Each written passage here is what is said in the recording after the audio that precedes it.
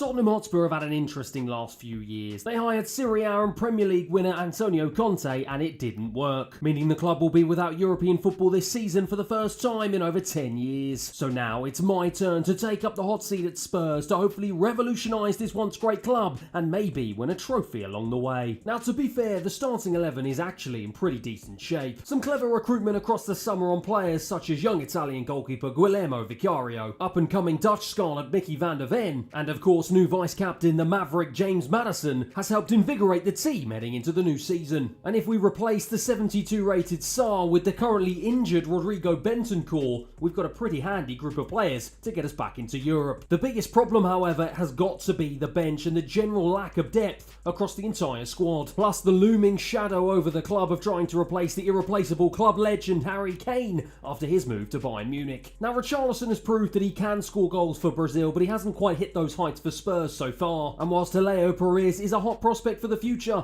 I'm not quite sure he's ready to pick up the mantle that Harry Kane has left behind. So my first question to you this season is, who do you think is the right man to replace Harry Kane? Let me know down in the comments below, and let me know who you want to be seeing playing in a Spurs shirt this season. Now with a new manager comes a new footballing philosophy, and with the Spurs fans sick and tired of seeing the slow, counter-attacking style of my two managerial predecessors, it's time to mix things up. And so that means I am going to be looking to play a high-tempo, front-foot pressing style, taking control of the game and looking to dominate my opposition in a gegen-pressing style. However, in order to do that, every great manager needs a great coaching staff behind him, and with EA FC 24 allowing us to add our own backroom staff this year, it is time to get to work. Now, if we want to get back to the top table of European football, we need to make use of all the financial opportunities available to us, and that means sparing no expense and bringing in the best-in-class coaches to help guide my players into executing my free-flowing attacking tactical plan. However, with them all having completely different star ratings, I'm not actually quite sure what is more important. Is it aligning to the tactical vision, or is it just having the best star rating across any of the coaches? For now, I'm going to worry more about the star rating of each individual coach, and as time goes on, if I don't feel like they're working well in my tactical vision, we might try and look to make some changes. Now, the club will only allow me a maximum of 13 members of staff, so I've gone ahead and maximised my total capacity. As you can see, I'm far away from achieving the ideal star rating for all the different areas of the team. And to be honest, right now, I've absolutely no idea what impact these coaches are going to have on my overall team performance. But my choices were the best of the bunch, so let's just hope they can deliver some decent results. So with the tactical plan sorted and all the coaches brought in, it's now time to focus on trying to improve this squad. And with all that incoming Harry Kane money, we have been given £104 million to spend to do so. But before we focus on our incomings, it's time to firstly focus on our outgoings, and as you can see, we do have a wide variety of young players, all of whom I've added to the loan list. But it's the potential permanent outgoing transfers that I'm keen to discuss with you first. Now, the World Cup winning Hugo Lloris has been a stalwart between the sticks for Spurs for over a decade now, but he has made it very clear that he does want to seek a new opportunity with him heading into the final year of his contract. And with Monaco coming in with an 850 grand offer for Hugo Lloris, offering him the opportunity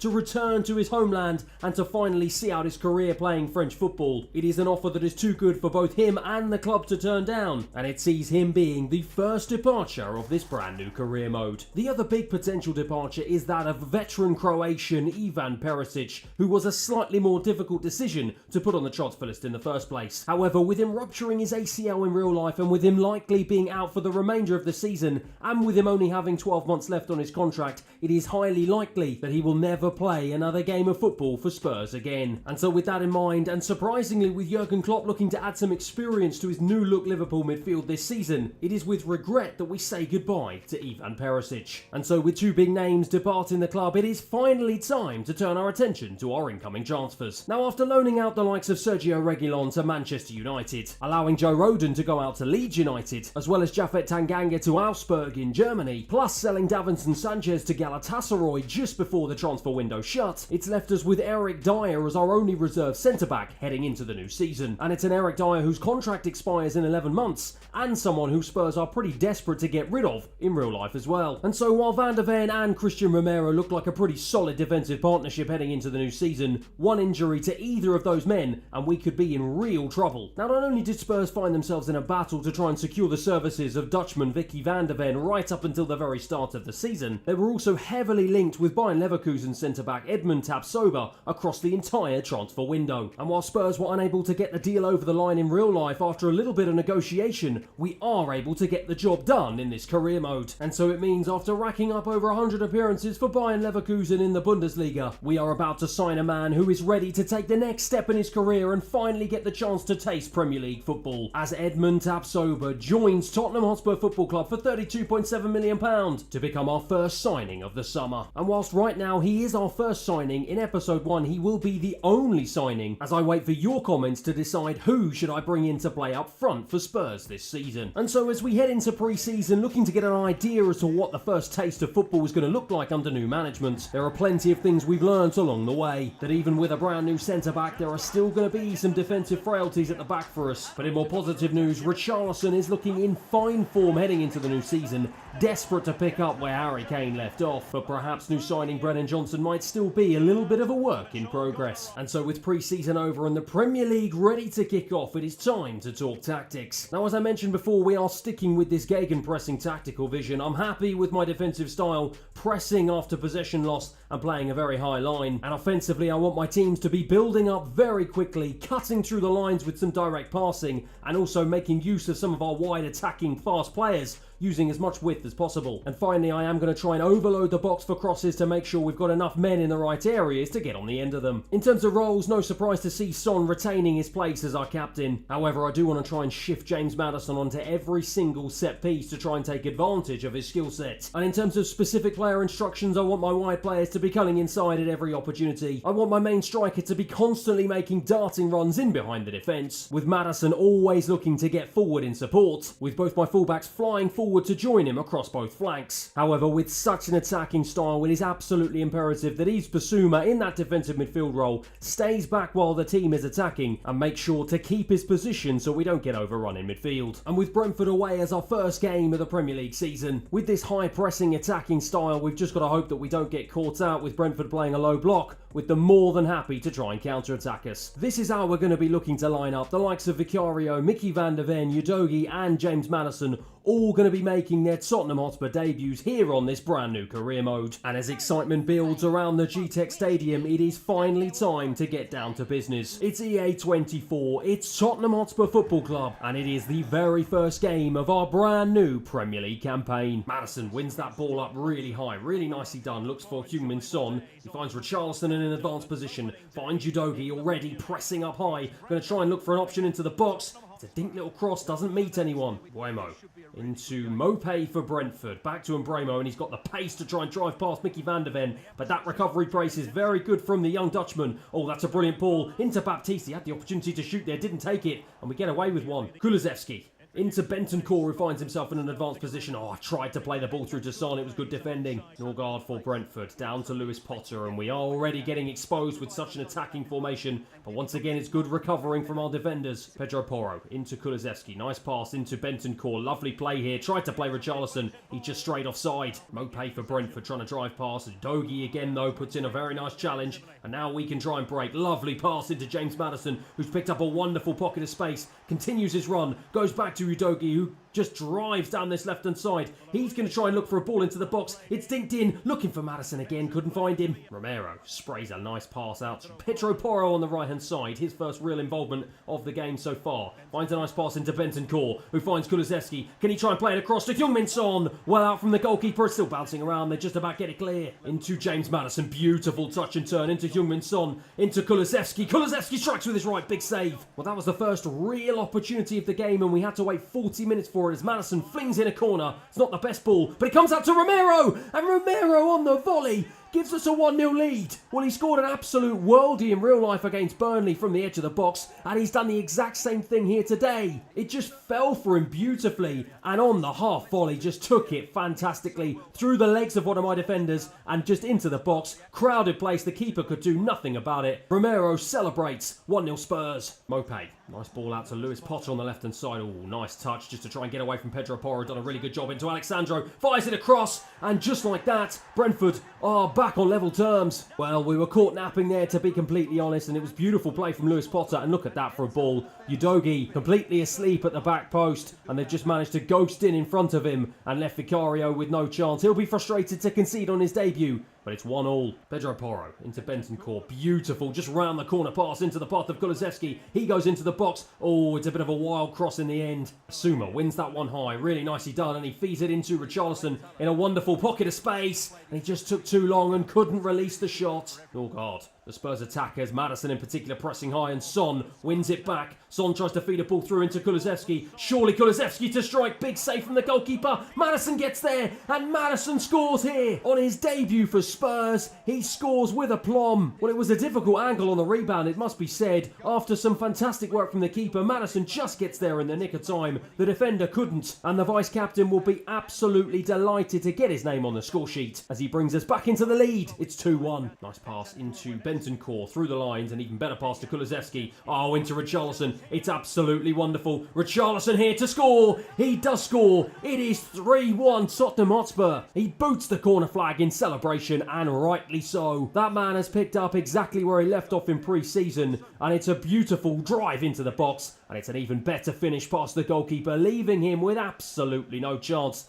And he gives us a 2-goal advantage here. There is daylight between the two teams. It is 3-1 Spurs. Ryan Sessegnon on as a sub does a really nice job of just skipping past the challenge of two Brentford players and drives infield. Finds Bentancur. Bentancur's going to try and go down the right-hand side into Pedro Porro. It's a wonderful ball. Dinks it across, looking for Richarlison. He was looking for a second, couldn't find it though. And that turned out to be the last attack of the game. The Brentford players are scratching their heads. They can't quite believe what they've witnessed today at the G-Tech Stadium. But that man Richarlison, looking to stake a claim in our starting 11 as a replacement for Harry Kane, done his cause absolutely all the justice in the world. It's a goal for him, and it's 3 goals for Spurs, as at full time it finishes Brentford 1, Spurs 3. There is no better way to introduce yourself to the media than with a win and with 3 points. And obviously it was the perfect start. This is a talented group of players, but the best thing about them is their attitude. They just want to be better, and so do I. It was great to see vice-captains the like of Christian Romero and James Maddison both getting on the score sheet, with Maddison in particular pulling the strings in the heart of my midfield. But the man I am most impressed with is this man, Richarlison. He's clearly heard the rumours that I'm asking you guys for some suggestions as to who can replace him, and he is having none of it. But the most pleasing thing for me was that at least one of my goals was a direct result of this brand new gegenpressing style. And whilst perhaps it is a style that is more suited to playing against a team with a low block, it's going to be very interesting to see what happens at the Tottenham Hotspur Stadium when we face off against Manchester United in our very next game. However, before we do that, I would like to take a very quick look at our youth academy. Now, Spurs are a team that pride themselves on trying to bring through young talent through their youth development system, and as you can see from some of the players on offer here, we have a wide variety of players who have an incredibly high potential. Starting off with this man Aaron Hickey in goal. He's only 15 years of age, but he's already 6'4", and he's got a high potential of 91. Perhaps he could well be the long-term replacement for both the departed Hugo Lloris and Guillermo Vicario. And as well as him, we've got a 16-year-old Simone Paz, who's got a potential rating of 90. And whilst it says he can play at both left-back and centre-back, with him only being 5'8", I think it's going to be a bit tricky for him to try and tie down a centre-back position. Now, with the board keen for me to continue the rich tradition of trying to bring through young players through our youth academy, they've made sure to add a priority that we sign at least 4 players in all different positions. So with that in mind, I've hired the best-in-class scouts to try and unlock some potential gems. However, this is where I need your help once again. Let me know down in the comments below where you want to see me send those 3 scouts. What areas of the world do you think we're most likely to uncover some untapped talent? As hopefully with your help, we will be seeing some of the best young players in world football beginning to play their trade with Tottenham Hotspur Football Club. For now though, it is back to the football, and it's on to our very first game at the Tottenham Hotspur Stadium against Manchester United. With them trying to play everything down the wings and pressing us as high as they possibly can, I think this game is going to be vastly different to the last one against Brentford. But with morale high off the back of getting 3 points in our first game of the season, I have retained the same starting 11. What can they do in front of a packed crowd in our very first game at the Tottenham Hotspur Stadium this season? It is time to find out. Pedro Porro tussling with Amrabat. Richarlison gets it inside the box. He tries to strike, gets it all wrong, and in the end it's too easy for Onana. Van de Ven into Bentancur, who's come deep to try and collect the ball. Nice little twist and turn to get away from the challenges of the United defenders. Kulusevski into Heung-min Son, into the back of the net, inside the opening 15 minutes here at the Tottenham Hotspur Stadium. Well, it was all too easy, but it was fantastic work from Bentancur, who wriggled away from about 2 different challenges, and Heung-min Son, on his left foot, absolutely smashed a strike past Onana and gave him no chance, buried it into the left-hand corner. And much to my delight, we lead here 1-0. Udogie into Heung-min Son. Maddison is released down the left-hand side. Maddison slows the ball up though, just trying to wait for some options. He finds Udogie again on the left-hand side. He looks to go in field, gets a bit of a lucky break there, manages to wriggle away, fires a ball into the box. Kulusevski was inches away from getting his head on it. Correa for United into Bruno Fernandes, who finds himself in the most advanced position, but he finds Antony on the right-hand side, trying to go past Udogie. Brilliant defending yet again from the young Italian. Pedro Porro looks to go down the line and finds Bentancur on the right-hand side, finds himself in an unusual position, but Richarlison plays it into James Maddison, and James Maddison makes no mistake. He celebrates with the crowd for his second goal so far in the season, and it was so beautifully done. Richarlison on hand with the assist. Look at this for a finish with the outside of his boot, just curled it round the helpless Onana. And he gives us a 2-0 lead here at the Tottenham Hotspur Stadium. Bruno Fernandes to bring the ball away. Nicely done to get away from the challenge of Romero. It's Van de Ven though, tries to hold him up, as does Pedro Porro, but he's got the pace to skip away from him. He now checks back onto his right. Beautiful pass into Felipe Anderson. Nice play for United. Mickey Van de Ven is there, but it's not enough. Amrabat. Oh, it's off the bar. It's back in from Antony. And United get themselves back into this game. Well, I said if pre-season taught us anything, it would be that we do have frailties at the back, and they have come to light once again. Off the bar from Amrabat, but an unmarked Antony was there at the back post to fire it in, as United get a foothold back in the game just before half-time. Into Richarlison, who's come deep to try and collect the ball, and he's got an unmarked Heung-min Son on the left-hand side. Nicely done. Heung-min Son finds James Maddison. He drives into the box. James Maddison on his right. Well defended from Varane.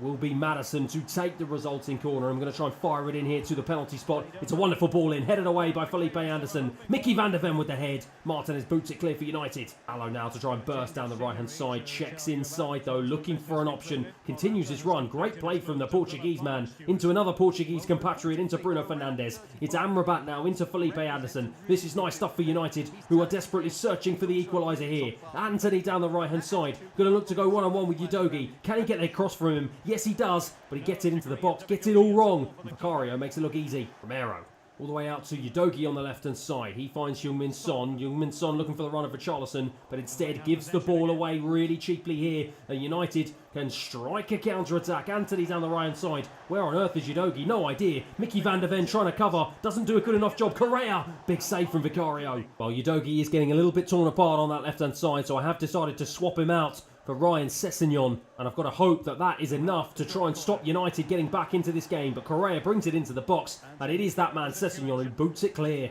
Bruno Fernandes into Eriksen, nicely done. Correa drives into the box. Vicario with another big save. United have a corner. Less than 20 minutes remain here, but they are in the ascendancy, and Vicario with another huge save. This time it looks like they're going to go short. They teased the short corner, threw it in. Vicario is on hand. I'm losing count of the amount of saves that this young Italian is making. 72 minutes on the clock. This time they do go short. Correa with some fancy footwork to try and get away from the substitute Lo Celso. It is good enough. Antony into Dallo in the edge of the box. Booted against my defence. Martinez keeps it alive. Dallo gets it back again. This time strikes with his right. And Vicario yet again with a mammoth save. Solomon now on as a substitute. Feeds in Bentancur. Bentancur into Brennan Johnson. And Brennan Johnson drives into the box. Brennan Johnson to strike. Brennan Johnson to score. And that is a lightning counter-attack if I have ever seen one. Well, it was the substitute Solomon and Brennan Johnson who combined with a Bentancur sandwich in the middle. But it is that man Brennan Johnson who I had my doubts about in pre-season, but he has come back to shut those doubts down to give us a 3-1 lead. Felipe Anderson for United. Pedro Porro continues to try and press high,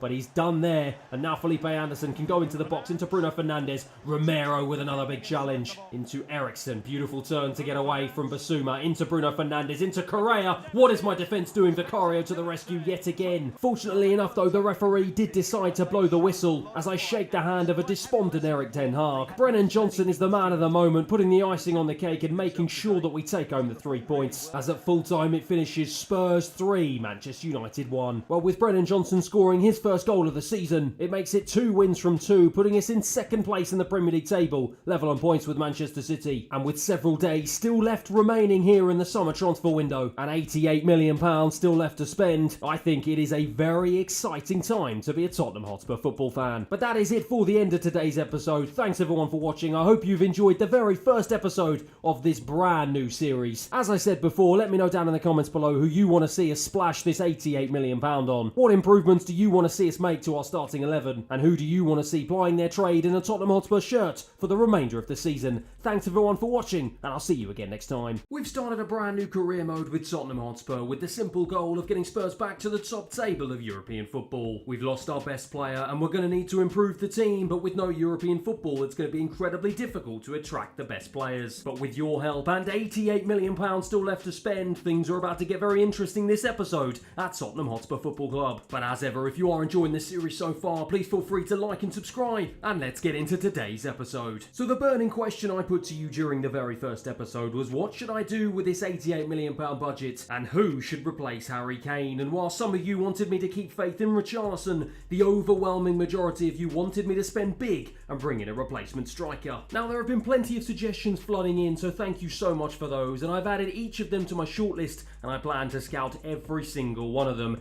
However, there was one very interesting suggestion that came up, and that was to sign Ivan Toney and perhaps even a new long-term goalkeeper. Now, to be fair, after the performances of Vicario in episode 1, I'm actually pretty happy with him between the sticks, and at 26 years of age, he's got his best years ahead of him, so I'm reluctant to bring in someone to replace him right now. However, Ivan Toney up front is a very interesting suggestion. He's a man who's been linked with Spurs over the last few years and would represent a very realistic signing for the club. However, as you can see, I am looking at him on FIFA 23 because the problem is, when I search for him on EA FC 24, absolutely nothing comes up. I can only assume it's because he's currently serving his ban, and that means he won't be available until the new year. So unfortunately for you, Ivan Toney, until then, there is no chance of you becoming a Tottenham Hotspur football player. However, from some of the other comments, there was a general consensus that two key names came to the fore, and those were Vlahovic of Juventus and Lautaro Martinez of Inter Milan. Two players who, similarly to Ivan Toney, have been regularly linked with Tottenham for the last few years. Now, Vlahovic is someone who I think could be a really interesting signing. He's 6'3", so he offers us something in attack that we just don't have, and that is height in the box. Plus, for such a big player, he's got great acceleration, sprint speed, and also fantastic technical attributes as well. Add to that he's just 23 years of age and already 84 rated. He could be a key signing in this new Tottenham revolution. However, an 87 rated World Cup winning Lautaro Martinez brings European experience, and with him being 25 years of age, he is about ready to enter his prime footballing years. He's got incredibly high attacking work rate, he's got 4-star skill moves and weak foot, and he's got all-round fantastic physical, mental and technical attributes. However, the biggest problem with him is, whilst he would be the ideal signing, as we've only got £88 million to spend, and with Inter Milan wanting almost £140 million for him, it looks like we're going to be priced out of a deal for the Argentinian sensation. And so with that in mind, and after a tough round of negotiation with the man in charge at Juventus, we are able to welcome the 6'3" Serbian international, a man who has racked up over 60 appearances and almost 30 goals for Juventus, and another player who is desperate to ply his trade in the Premier League, more specifically for Tottenham Hotspur. And despite the fact he hasn't exactly endeared himself to the home fans by turning up to his welcome party in the wrong kit, we will be saying hello to Dusan Vlahovic for £63.9 million. The board are keen for me to bring the best players in the world to Tottenham Hotspur, and with a towering 84 rated 23-year-old striker who has that something special,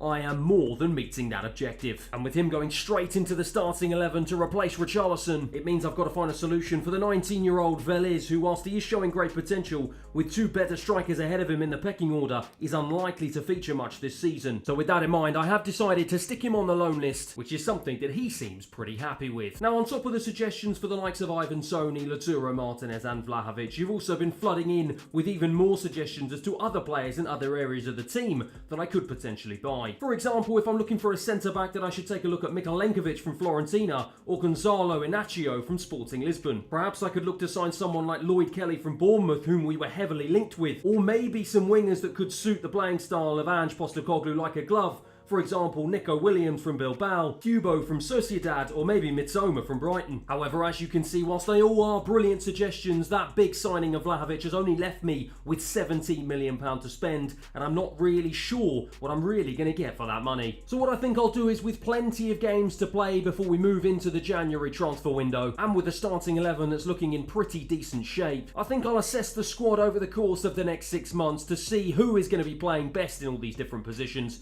and depending depending on how well the team get on, I will look to try and see if I can take up some of your suggestions and maybe add 1 or 2 more players to the Tottenham Hotspur Football Club. But now, with us being usurped at the top of the Premier League table by Manchester City and Luton Town of all teams, it is time for Dusan Vlahovic to make his debut in a Tottenham Hotspur shirt as we head over to the Vitality Stadium for a big Premier League clash against Bournemouth. Pedro Porro into Basuma in the centre of the park, trying to skip away from a challenge, does a really good job and finds Udogie on the left-hand side. He doesn't really have anywhere to go here. We're being pressed hard here by Bournemouth in their own half, but Pedro Porro's got space to whip a ball in. He was looking for the head of Vlahovic. Vlahovic on the volley with his first chance in a Spurs shirt. Goes straight against the defender though. Driussi for Bournemouth into Solanke. Brooks does a really nice job of skipping away from the challenge of Mickey van der Ven. He's being tracked back here though by Udogie, but can't get the ball. Max Aarons though to try and whip it across. Good ball, but easy in the end for Vicario.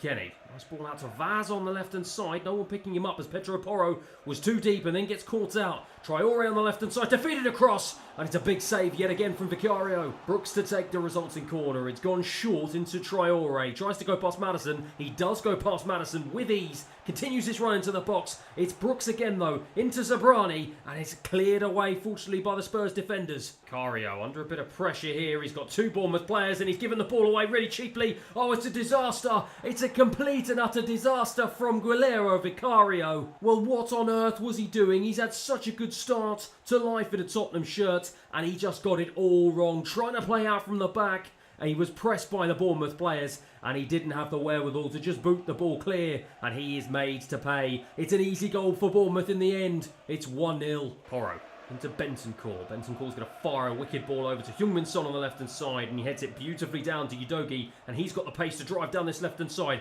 Going to try and play a ball in. Was looking for Vlahovic. Looked for Kulusevski instead. Headed down by Bentancur and Vlahovic off the post and the keeper heads it away acrobatically. Very strange clearance and Bournemouth are let off the hook there. Heung-min Son into James Maddison. Maddison looking for a ball into Vlahovic, into Kulusevski. He's just straight offside. Heung-min Son to burst forward as we're going to try and strike a counter-attack on Bournemouth here. And there's no one putting in a challenge, but he doesn't really have too many options. Instead, he looks out wide to Udogie on the left-hand side. He's going to try and fire it in looking for Kulusevski. Couldn't find him. Maddison will head it down. Can we get to the loose ball? Heung-min Son does. It's back out to Pedro Porro. He fires it across, looking to get to Vlahovic at the back post. Can't get there, and Bentancur can't quite win the header. Maddison takes it down again. It's all Spurs inside the opening 10 minutes. And it's given away cheaply there by Basuma. Driussi for Bournemouth. No one putting in a challenge. And it's Solanke now into Brooks. Nice play. Oh, well done. Out to an unmarked, Max Aarons on the right-hand side. Into Brooks again. This is well worked by Bournemouth. And Romero is there in the right place at the right time. And is almost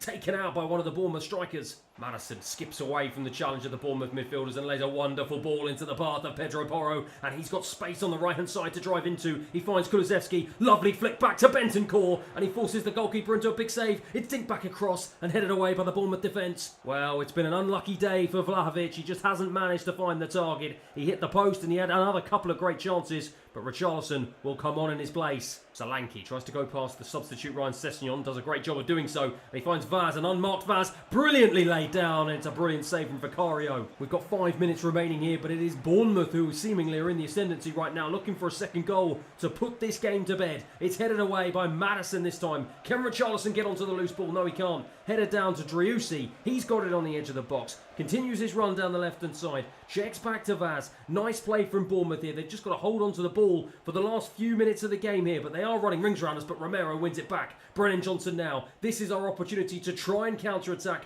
Beautiful pass back into the path of Brennan Johnson. He's got the pace to drive into the box. He doesn't have any options. He's going to strike a goal, and he sends it wide. And much to the Bournemouth fans' delight, the referee blows the whistle for full time. Bentancur cannot believe it. We had the chances to win the game, and the Bournemouth players know it. That's why they are so delighted. It's Driussi's goal, the difference maker between the two of us today, after some woeful goalkeeping from Vicario. And at full time at the Vitality Stadium, it finishes Bournemouth 1, Spurs 0. Well, that was a really difficult one to take, as it was a winnable game, but we threw it away, and it's left us in 5th place in the league. Vicario will be mightily disappointed after a fantastic start to life in a Tottenham shirt. There can be no doubt that he was to blame for that goal, and it was the one and only goal that separated separated the two teams. And Vlahovic will be another one to be incredibly disappointed on his debut. He hit the post and he had plenty of opportunities to score, but he just couldn't take them. And as for Brennan Johnson, a man who said he was disappointed to be left out of the starting 11, can have absolutely no complaints after a woeful finish in the dying seconds of the game that could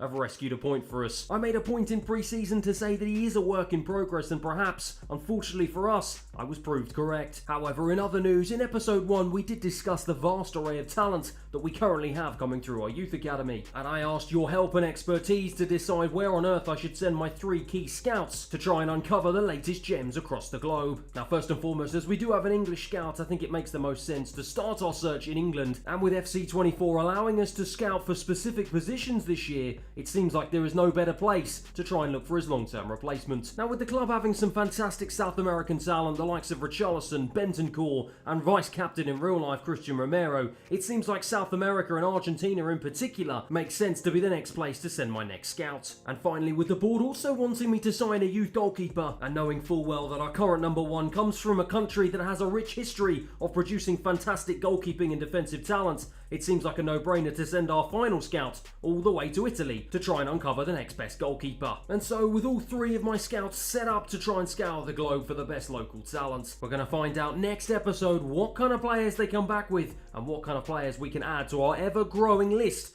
of fantastic talents in our youth academy. Now, one thing I realised I didn't actually do in the first episode was look at the brand new training plan feature that FC24 offers us. Now, at the moment, pretty much everyone in my starting 11, perhaps with the exception of Vlahovic up front, have pretty decent sharpness, so I think it makes sense to keep all of them on a balanced training plan for now. However, with fewer games for the club to play this season due to our lack of European campaign, it looks obvious that on the bench and in reserve, pretty much all of our players have got absolutely no sharpness whatsoever. So what I'm going to do is I'm going to change the training plan to focus on all-out performance to try and raise their sharpness, potentially at the cost of their fitness, and I'm going to apply that for all of my subs and my reserves as well. And whilst it might be a bit of a dangerous decision to prioritise sharpness at the cost of fitness, bearing in mind that we aren't going to have that many games to play this season, I think it's something that we can take a risk on, and obviously, depending on how it goes, we can always make some changes as the season progresses. And in other news, just as the transfer window looks like it's getting ready to slam shut, we get an offer from Aston Villa to take our young Argentinian Scarlet Alejo Vélez on loan for 1 year. And bearing in mind that still gives him the opportunity to continue his development in the Premier League, it's an offer I'm more than happy to accept, and it sees the young man depart the club this season. And so, with the squad finally confirmed and settled in for the new season, and the team now finding themselves in 6th place in the Premier League having played just 3 games, we head to Turf Moor against Burnley for our very next game. And it's a game that for whatever reason sees our team completely and utterly fall apart.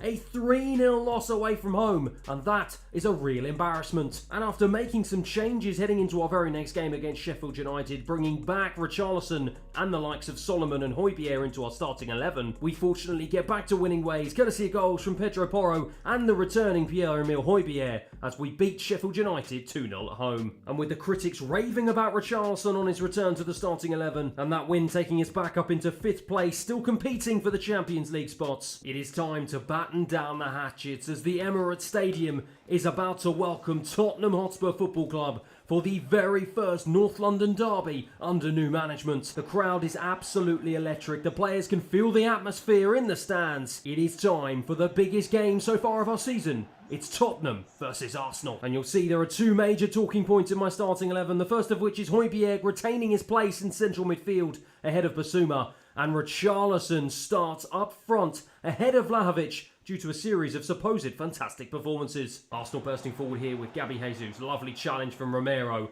both teams pressing high here in the opening 15 minutes. Richarlison going to try and look out wide, doesn't have any options, so he's just going to continue with the ball down the right hand side himself. He continues going flying past the Arsenal defenders into the box where I'm looking for him, but instead it was Maddison who couldn't get his head on it, and Arsenal clear into Romero. Romero goes out to Udogie on the left hand side, nice ball into Maddison, beautiful play into Heung-min Son, into Richarlison, Kulusevski, brilliant save, into Fabio Vieira, nice ball back to Saka. He's got an overlapping run of the right back as Jurrien Timber to bring it forward. He's being chased down by Udogie, great stuff as Saka continues his run, but it does manage to get past the Italian left back but Romero is one step ahead of him and manages to get the ball clear. Kulusevski fires a ball over to Heung-min Son on the left-hand side. Nicely done. Son into Maddison. Maddison into Richarlison. It's a brilliant ball. Richarlison into the box. Richarlison to strike. Oh my word, he has got it all wrong. Well, that was a huge opportunity for the Brazilian to fully stake his claim in the starting 11, score his first goal in a North London derby, and I cannot believe he's missed that one. Into Fabio Vieira. Vieira unmarked brings the ball forward, but Højbjerg in place of Basuma with a brilliant challenge, and Kulusevski now can release Heung-min Son. Heung-min Son to continue his run. He's been chased down by the defender,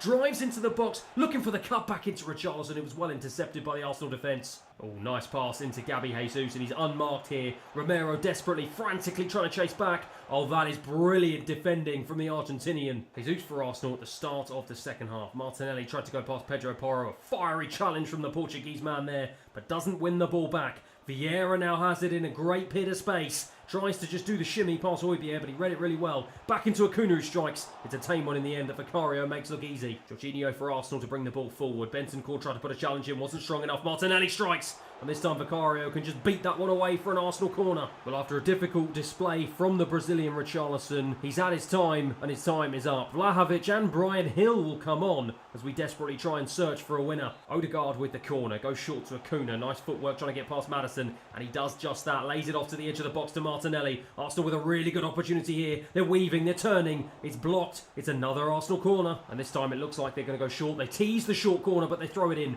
Udogie with a great header away, only as far as Saka though. Oh, brilliant play to get past Maddison. Tries to go past Van der Ven. It's checked back into Martinelli. He keeps the ball into Declan Rice. Back to Jesus. Jesus strikes. Udogie with another big challenge. Saka on the edge of the box. Arsenal desperately looking for this winner here. And all of a sudden, they make a real meal of that one. And it's cleared away. But Arsenal have got a free kick here in a dangerous position that Odegaard's going to take. Odegaard fires it in. It's off the bar. Is it headed away by Romero? Yes, it is. Bentancur with a diving header to get it clear. Arsenal are all over us as Vlahovic on as a sub manages to get the ball clear. Havertz for Arsenal. This game is becoming stretched now. End to end as Mickey van der Ven comes across to make the challenge. Really nicely done. Pedro Porro skips away from another challenge. Heung-min Son now tries to bring it forward. It's Acuna who challenges well. Arsenal are pressing forward here. Declan Rice with another turn to get away from my defenders. Pedro Porro into the box goes Arsenal. Havertz with the strike, and it's past Vicario, and it's Arsenal 1, Tottenham 0. We'll look at the celebrations. Havertz runs over to Mikel Arteta. It's his first goal in a North London derby, and it was just a flick over Pedro Porro that left my defence for dead. And Vicario, he's got to be doing better there. I am furious yet again. Arsenal lead 1-0. Pedro Porro down the line into Bentancur, who finds himself on the right-hand side, and he's just desperately trying to bring the ball forward here. Nice cut back into the path of Heung-min Son. Son to try and strike. It's well defended by the defenders, sorry. Bentancur to fling it back in again, looking for the head of Vlahovic, who is still looking for his first goal in a Tottenham shirt. Declan Rice for Arsenal finds himself going down the left-hand side, and he's trying to be chased down here by Bentancur, but he does a brilliant job of cutting it back into Acuna. Into the goal scorer Havertz. Saka to strike. Saka to put Arsenal 2-0 up here in injury time. And look at the celebrations. They know that means it is 3 points on the board, and it is bragging rights here in North London. Tired legs just outdone by fresher Arsenal players, and Saka on the edge of the box with a fine strike. Could Vicario have done more? Perhaps we will see. No, surely not. It was just a brilliant strike from the young Arsenal man. 2-0. And that is that. The referee puts us out of our misery. It's heartbreak here at the Emirates. It's another poor performance, but it's another brilliant performance by Bukayo Saka. He leads the celebrations here for Arsenal. As at full time, it finishes Arsenal 2, Spurs 0. Well, it's a difficult one to take, and it's a difficult one to face up to in front of the media, but I have to do it. And with the journalists expecting an answer as to what on earth happened today, I've just got to say I do trust my players. We will make amends, and trust me, we will put things right before the end of the season. Well, you would think the lack of European football and the lack of games would really help us here, but frustratingly we now find ourselves in 11th place in the Premier League table, but with just 6 games played, it is incredibly tight. Unfortunately for us, we are just 2 points away from the Champions League spots. I put my faith in Vicario at the start of the episode, and after a bright start to life in Tottenham colours, it's been an awful showing so far this episode. He's dropped 2 absolute clangers,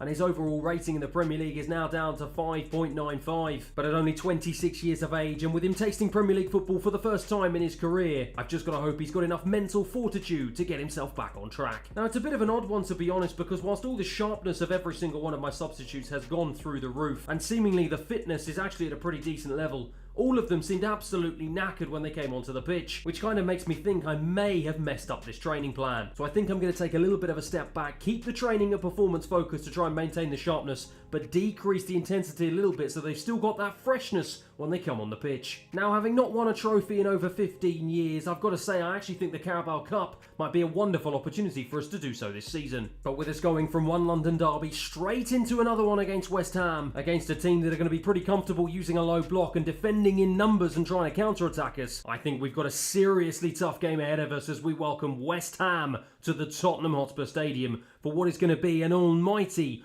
third round clash in the Carabao Cup. As you can see from my starting 11, this is a wonderful opportunity to give some of my fringe players starts. The likes of Ryan Sessegnon, Dyer, Tapsoba and Emerson Royale all making their first starting appearances for the club this season. Basuma, Skip and Lo Celso all start in central midfield, with the likes of Solomon, Brian Hill and Vlahovic leading the line up front. Lo Celso picking up the ball in between the lines of defensive midfield. Basuma will fire a ball over to the right hand side to Emerson Royale. He's picked up a really nice area of space. Brian Hill turns onto his left, shimmies around the defenders, finds Oliver Skip, who tried to fire it into the back of the net, but only managed to fire it in straight into the defenders. Sessegnon, into Basuma, into Oliver Skip again, into Emerson Royale. This has been a really positive start from us so far. It's a brilliant ball in, looking for Vlahovic. He got his head on it, but got it all wrong. Lo Celso will pick it up though. Brian Hill tries to turn onto his right, got it all wrong himself, and West Ham can get it clear again. Paquetá into Martial, who now seemingly is plying his trade for West Ham. Finds a ball out wide to Fornals on the left-hand side, being tracked back by Emerson Royale.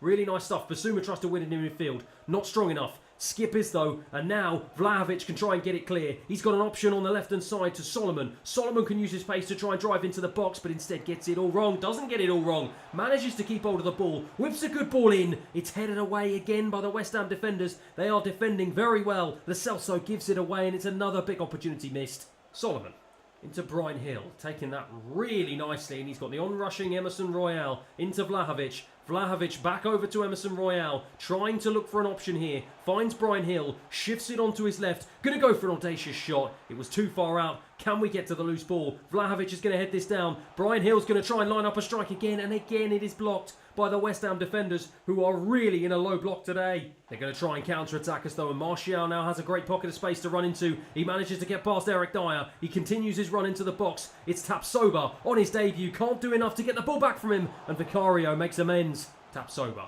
looks for an unmarked Emerson Royale on the right-hand side. Finds Brian Hill. Hill into Vlahovic. Vlahovic back to Brian Hill. Brian Hill back to Vlahovic. Vlahovic is blocked again by the West Ham defenders. Ryan Sessegnon cuts it back into Lo Celso. Really nicely done. He cuts it back into Solomon. Tries to shift it onto his right. Instead finds Brian Hill. He's going to go out wide to Emerson Royale. He's got time and space to pick his pass. Doesn't pick his pass well enough. And it's across to absolutely no one.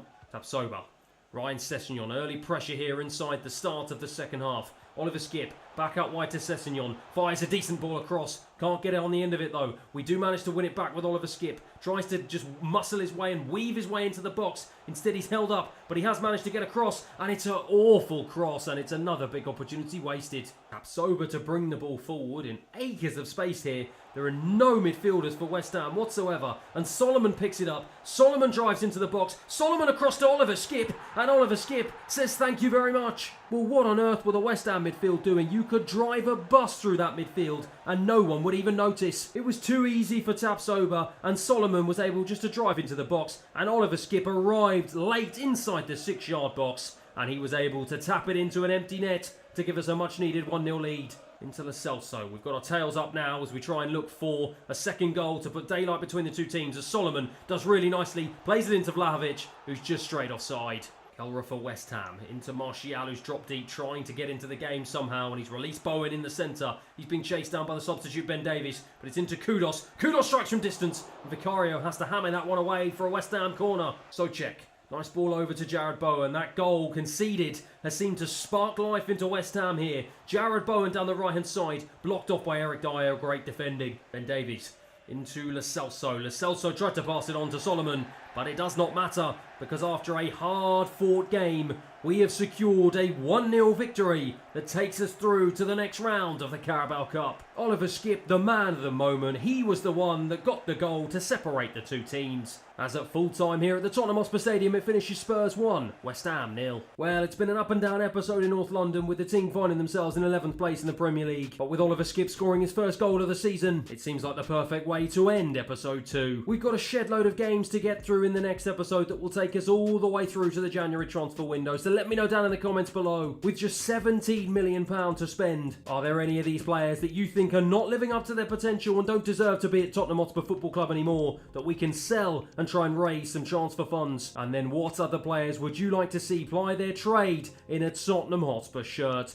That is it for today's episode. Thank you everyone so much for watching. I hope you enjoyed it, and I'll see you again next time. We are on a mission to get Tottenham Hotspur back to the top table of European football. We've replaced Harry Kane with a 6'3" machine in Dusan Vlahovic, but despite this, we still only sit in 11th place after our first 6 games. We've got plenty of areas of the team to improve and plenty of your suggestions who can do just that. But with only £17 million to spend, it's looking likely we're going to have to turn to our youth academy to find the long-term answers. But of course, if you are enjoying the series so far, please feel free to like and subscribe, and let's get into today's episode. So as ever, we are going to start the episode off with some of your comments. First and foremost, near the end of the window, we were linked with Japanese and Celtic midfielder Hatate, and I think he would be a very realistic and good signing for your Spurs team. To be fair, he could be a really good and realistic signing for the club, with 4-star skill moves and weak foot, high attacking and defensive work rate, and with stats that seemingly look like they're pretty good across the board. He could well fit into the type of playing style that I want to implement here at the club. Having said that, I am quite fortunate with some of the midfield options I have right now, the likes of James Maddison, Yves Bissouma and Rodrigo Bentancur in my starting 11 alone, and with the likes of an 84 rated Højbjerg on the bench, plus young players like 78 rated Oliver Skipp and 72 rated Sarr in reserve. Perhaps it isn't an area in the immediate future that we need to improve. Having said that, he is still a great shout and someone perhaps we might be able to turn to in the future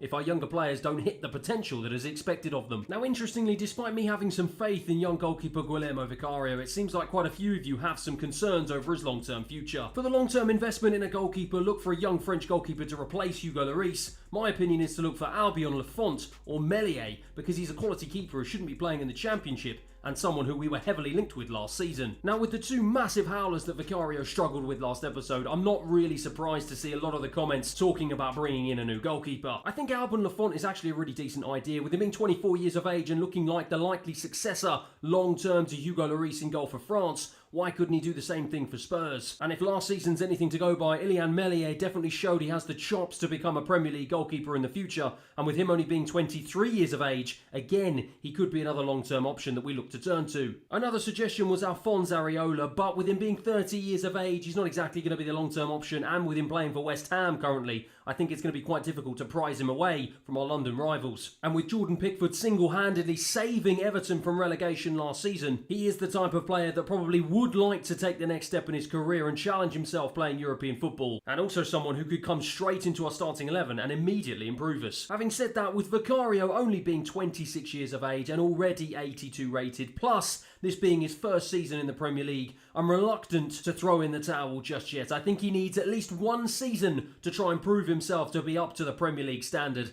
and if he doesn't, then potentially we can try and look for a replacement for him. And finally, what number will you give Dusan Vlahovic? You could maybe give him 18, as that's his number for the Serbian national team, depending if it's free, or 28, as that was his number when he was at Fiorentina, before he got the number 9 shirt there. Now to be fair, that is a really good point, because I hadn't even considered his number when he first joined the club. As you can see, he's currently wearing number 14, but to be honest, that doesn't really reflect his position, nor his status in the starting 11. Now I could opt for number 9, however, with Richarlison being both Tottenham's and Brazil's number 9, and with Dusan Vlahovic being the man to come in and replace him, I feel like that will be the really last kick in the teeth if I then go and take his number away from him as well. The other suggestion of number 18 is currently being worn by Giovanni Lo Celso, and just like Richarlison, I don't want to disrupt the morale in the camp by taking another player's number. So I think what makes the most sense is switching his number to 28. It was a number he used when he was at Juventus when he was trying to burst into the starting 11, and I think it's a great way to keep him grounded at the club and to remind him that he will always be in for a fight great for a good position in our squad moving forward. So everyone say hello to our new number 28, it's Dusan Vlahovic. Now last episode we spoke about the importance of our youth academy, and I sent my 3 scouts out to England, Argentina and Italy to try and uncover the best world talents across the globe. And whilst they came back with a variety of different suggestions, there is one player in particular whom I'm very excited about. Sergio Ayala is 17 years of age, and whilst he may only be 5'5", he's got a potential rating of between 71 and 94. And with his market value being 1.5 million already without even playing a single professional game, I think it's a no-brainer that I sign him to my youth academy. He's already rated 64 and it looks like he's got pretty decent stats all across the board. In particular, he's got fantastic acceleration and sprint speed. And with me wanting to try and accelerate his growth as quickly as possible, I'm going to change his development plan to be focused on an inverted wide back. And I'm also going to make the bold decision to promote him to the senior team, as I think he could be ready. Now, despite my scouts searching the globe for the best young talent, I actually think we've also got someone far closer to home who could also be ready for his promotion to the senior team. Similar in age to Ayala and also from South America, George Medina is 17 years of age and already rated 64. And whilst he doesn't have the sky-high potential as Ayala, with him only potentially going up to 86, he does have 5-star weak foot already and high attacking work rate. And looking at his overall stats, they seem like they're pretty balanced across the board. And so with him offering us the versatility to play both in an attacking midfield position and in a central midfield position, he is the second man in our youth academy to be promoted to the senior team. It's a momentous occasion for both young men and I am confident that there is more to come from them. However, with a second place Liverpool up next in the Premier League, I'm not quite sure they're ready to make their debuts for the club just yet. It is going to be a jam-packed Tottenham Hotspur Stadium today ahead of what is probably going to be our toughest game so far of the season, and I'm going to desperately need the crowd to work as our 12th man today. No major changes to our starting 11, but the bench for me is the biggest issue, with the likes of Solomon Tapsoba, Royale, Sessegnon and Yves Bissouma already looking knackered before we've already kicked a ball. I think post this game I'm definitely going to have a look at the training plans once again. Gakpo for Liverpool down the left hand side, trying to go past Romero. Oh my word, he sensed Vicario's struggles in the last couple of games, and he almost went for it. It was almost 1-0. Robertson into the box for Liverpool, continues his run, drives into the box. Romero barges him off, and I think he can be a very lucky boy there that he didn't give away a penalty. Romero tries to fire a lovely pass out to Pedro Porro on the right hand side, and he's done brilliantly to pick that one up. Drives over the right hand side, looking into Heung-min Son in the box. Couldn't quite find him. Will Maddison get onto the loose ball? Yes, he will. It's Pierre-Emile Højbjerg who picks it up. Going to try and send it back over to Porro here. Porro's going to try and look to go past Ivan Perisic, the former Spurs man. He does manage to go past him. Whips a great ball in, and it's another big head, but it's another one that the goalkeeper Alisson just manages to get on the end of. Højbjerg.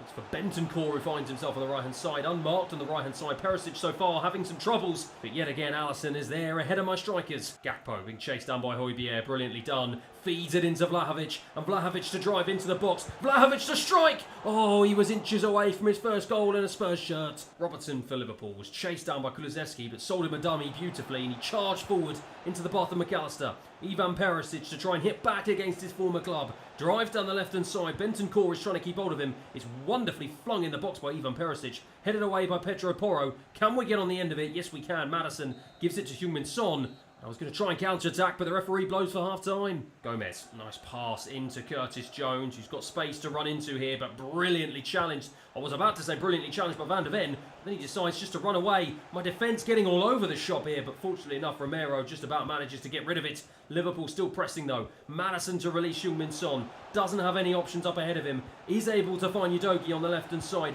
He goes inside to Maddison, and Maddison on his right. Big save from Alisson. Perisic being tussled and fought with by Mickey van der Ven. But Liverpool do manage to escape with the ball, and Perisic will go again here. Who is he trying to look for? He finds McAllister. He finds Cody Gakpo. Goes past Van der Ven, who's not had the best of games so far. Back to Robertson. Robertson into the box. He goes past my defenders yet again. It's in there. What is going on? And Romero, fortunately enough, is there just in the nick of time yet again. Oh, we've given that one away really cheaply here. And Mo Salah will now try and drive down the right-hand side. Flung into the box, looking for Ivan Perisic, and he was looking for the back of the net, but he couldn't find it. Well, it's time for Vlahovic to call it a day in this match, as yet again he's unable to find the back of the net. It's Richarlison's turn to come on. Can he do the business this time? Van de Ven to bring the ball out of the defence. Finds Maddison in a nice pocket of space. Finds Richarlison, who finds Heung-min Son, who has managed to stay on side. Heung-min Son into the box, and Heung-min Son into the back of the net. Well, it's an instant impact from Richarlison. His first touch is an assist into the path of Heung-min Son. And when he's got the pace to drive away from the defenders, he does just that. Fires it into the back of the net. Alisson could do nothing about it this time. As Tottenham Hotspur lead 1-0. Endo for Liverpool. Into Gakpo.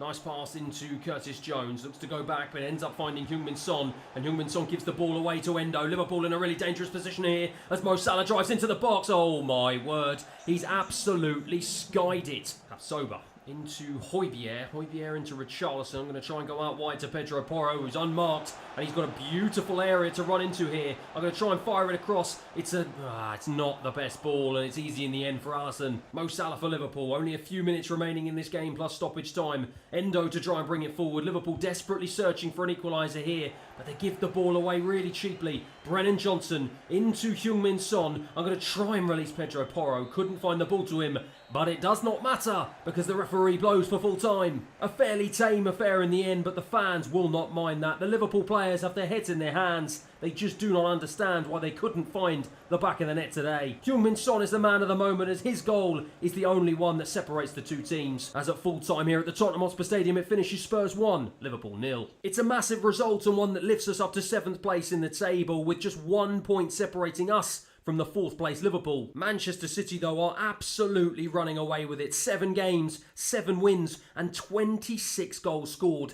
They are already 8 points ahead of Everton in 2nd place. What on earth is going on? The bigger concern for me, though, has to be that of the performances of this man, Dusan Vlahovic. 5 games in, he's yet to find the back of the net in a Tottenham Hotspur shirt.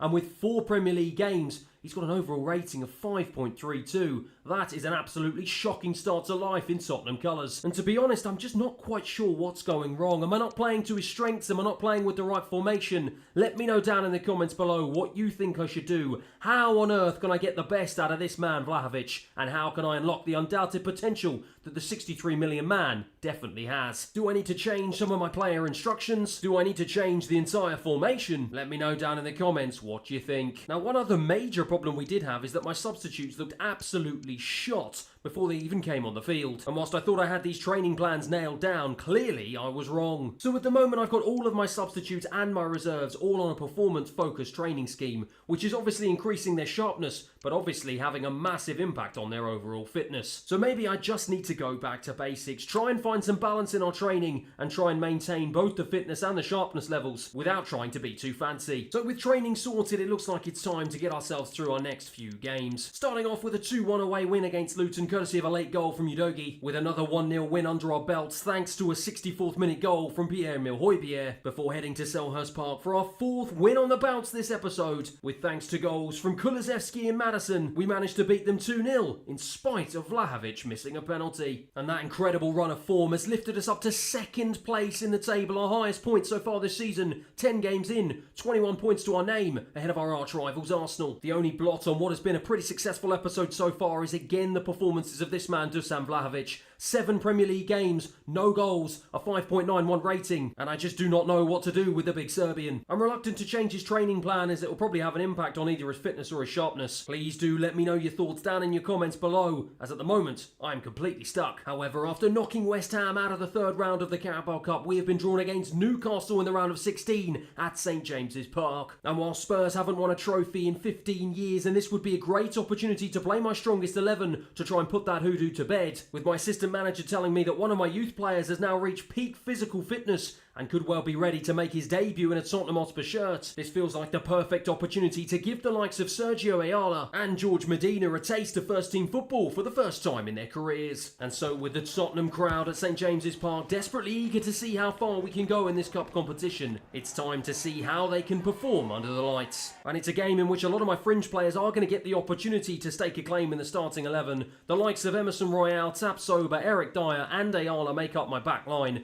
Oliver Skip, Medina and Lo Celso all start in central midfield, with the likes of Brennan Johnson, Richarlison and Mana Solomon all making my attacking trio up front. Alexander Isak being chased down by Eric Dyer, and he's now being chased down by Ayala, who's put in a great challenge That's a perfect way to introduce yourself to the Tottenham faithful. Gets past Dyer really easily and it's fed into Alexander Isak. It's up to Tapsoba, who can't get there ahead of Anthony Gordon, and he strikes. But well saved by Vicario. It's a Newcastle corner that it looks like they're going to take short, and they do take short. It's Anthony Gordon again, fired into the box. Lascelles with a great head, but an even better save from Vicario again. Ayala to pick it up on the left-hand side and drives down this left-hand side, looking for options in the middle. He finds Mana Solomon, really well done. Medina now in a really good pocket of space, but he gives the ball away. And that perhaps is showing his inexperience. Oliver Skipp trying to chase down Jacob Murphy, but he's got the pace to drive away from him here. And he's got options in the box if he can find any. But Oliver Skipp with some beautiful tracking back, but it's not enough. Newcastle still have it. Alexander Isak gets in the way, and Ayala will be the man to take the ball away. Newcastle pressing us high though, and they have it again with Anthony Gordon into Miley, I think that is. And again Vicario with his third big save of the game. Gordon to take the corner for Newcastle. They're putting on all the pressure here inside the opening 25 minutes. He will pick it up for a second time. Looks to find an option. Makes it easier for Vicario though. Emerson Royale into Richarlison. Nice pass into the path of Brennan Johnson. And this is the first real time we've been able to get into Newcastle's half. It's fired across. It's well defended. Lo Celso will pick up the loose ball. Lo Celso to continue his run. He finds Ayala on the left-hand side. He whips a good ball in, looking for Brennan Johnson. And it's just headed over the bar. And I've just realised after looking at that replay that we are actually playing in the wrong kit here, but we don't seem to mind at the moment because Lo Celso wins it and gives it to Brennan Johnson, and he drives into the box. Can he find a ball across? He can, to Solomon, and Solomon inside their 6-yard box says thank you very much. Well, we might be in the wrong kit, but that has not stopped us. Brennan Johnson showing his pace and power to drive past the Newcastle defenders and fire a brilliant pass across the box that no one could deal with apart from Mana Solomon, who said thank you and passed it into the back of an empty net. 1-0. Into Oliver Skipp. Nice passing here from the Spurs midfield. Lo Celso tries to skip away from the challenge and manages to find Brennan Johnson. He manages to find Richarlison. Richarlison to Lo Celso again. Lo Celso into the box. Looking for the head of Brennan Johnson. Couldn't find it. Well defended. Anthony Gordon again to drive forward for Newcastle. He's been chased down by Oliver Skipp, but he's got the pace to get away from him here. He continues his run but checks inside for Miley. Newcastle desperately searching for an equaliser. Anthony Gordon again. For sure he's been the danger man, but Emerson Royale read that one fantastically, and we get the ball away with Brennan Johnson. Murphy for Newcastle. Well challenged. Brilliant challenge from the youngster Ayala on his debut, and he is proving there is no occasion too big for the young Argentinian. Ayala again driving down this left-hand side. He's getting really involved here in this second half, and he whips a great ball in. Oh, Brennan Johnson was inches away from getting on the end of that one. Eric Dyer into Ayala again. He's got himself in a decent position. Medina, the other debutant now, has got space on the left-hand side. Can he find a ball? And he can! Oh my word, it was almost the most acrobatic goal there from Brennan Johnson, but yet again he couldn't find the back of the net. And luckily for us, that turned out to be the last event of the game. Medina celebrates on his debut, but it's Mana Solomon that will get the plaudits, as his goal is the only one that separates the two teams. As at full time here at St James's Park, Tottenham 1, Newcastle 0. And it means that I will be leaving St James's Park a very happy man. Some of our attacking play was absolutely exceptional, and if we can reproduce those kind of performances, who knows where we could go by the end of the season. For me though, the most pleasing thing was that of the performances of debutants Ayala and Medina, with Ayala in particular absolutely bossing it down that left-hand side, resulting in him getting man of the match for his very first game in a Tottenham shirt. The young man will be absolutely buzzing. 1 appearance and an 8.3 rating, plus his overall rating has already gone up by 1. And I see a very long and bright future for the young Argentinian. As for Medina, a slightly quieter debutant for the young Ecuadorian, but again, he has gone up by +1 to 64. However, with the pair of them unlikely to break into my starting 11 anytime soon, let me know down in the comments below what you want me to do with my 2 young Scarlets. Should I loan them out for them to try and get first team football elsewhere, or should I keep them as part of the squad, allow them to train with our first team, which will hopefully build their confidence and allow them to grow and develop at the club? But in bigger news, after managing to keep a clean sheet against Newcastle and managing to knock them out of the Carabao Cup, we have been given an incredibly favourable draw in the quarter-finals against Burton Albion, and I don't know about you, but I am feeling increasingly confident that we could do something special in this cup competition this season. For now though, with us being second in the table, it's time for us to turn our attention back to Premier League football,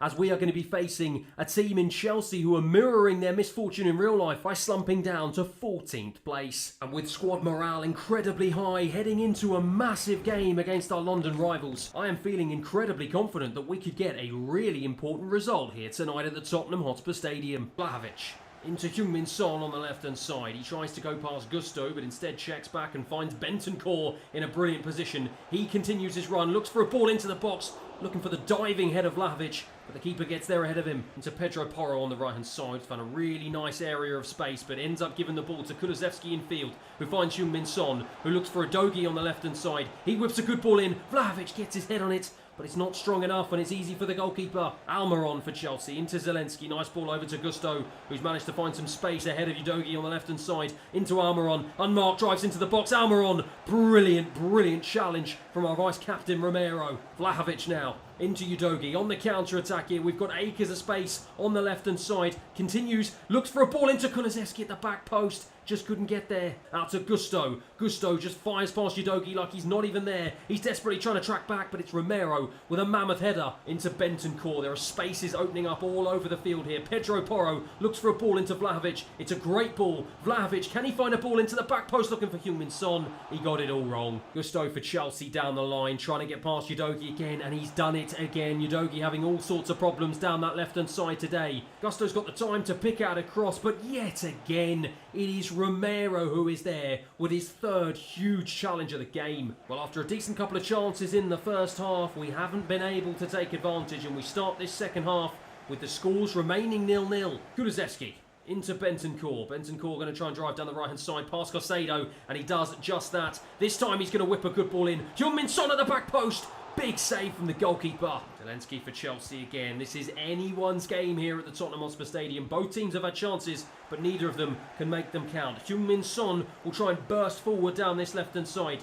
Doesn't really have too many options, but finds Udogi. Udogi is going to try and play this back to Heung-min Son. He does just that. Can I find a ball back into the box? I can! And it's Bentancur at the back post, who manages to sneak in behind the defender to power home a header for 1-0. The crowd are going absolutely wild, and I can understand why. Heung-min Son down the left-hand side. A wonderful cross that finally, after so many crosses in this game, found its mark, and it found the head of Rodrigo Bentancur, who got in behind the Chelsea defence to give us a much-deserved 1-0 lead at the Tottenham Hotspur Stadium. And Kunku for Chelsea now finds Gusto on the right-hand side. Udogi just hasn't got the stamina to keep with him. It's fired in. It's a poor ball, but Sterling will pick it up on the volley. And oh my word, Vicario was beaten, but fortunately, my goal was not. Zelensky for Chelsea. This has got to be the last attack of the game, but Højbjerg read it fantastically, and the referee blows for full time. That was a big game, and perhaps it wasn't the big scoreline that I expected.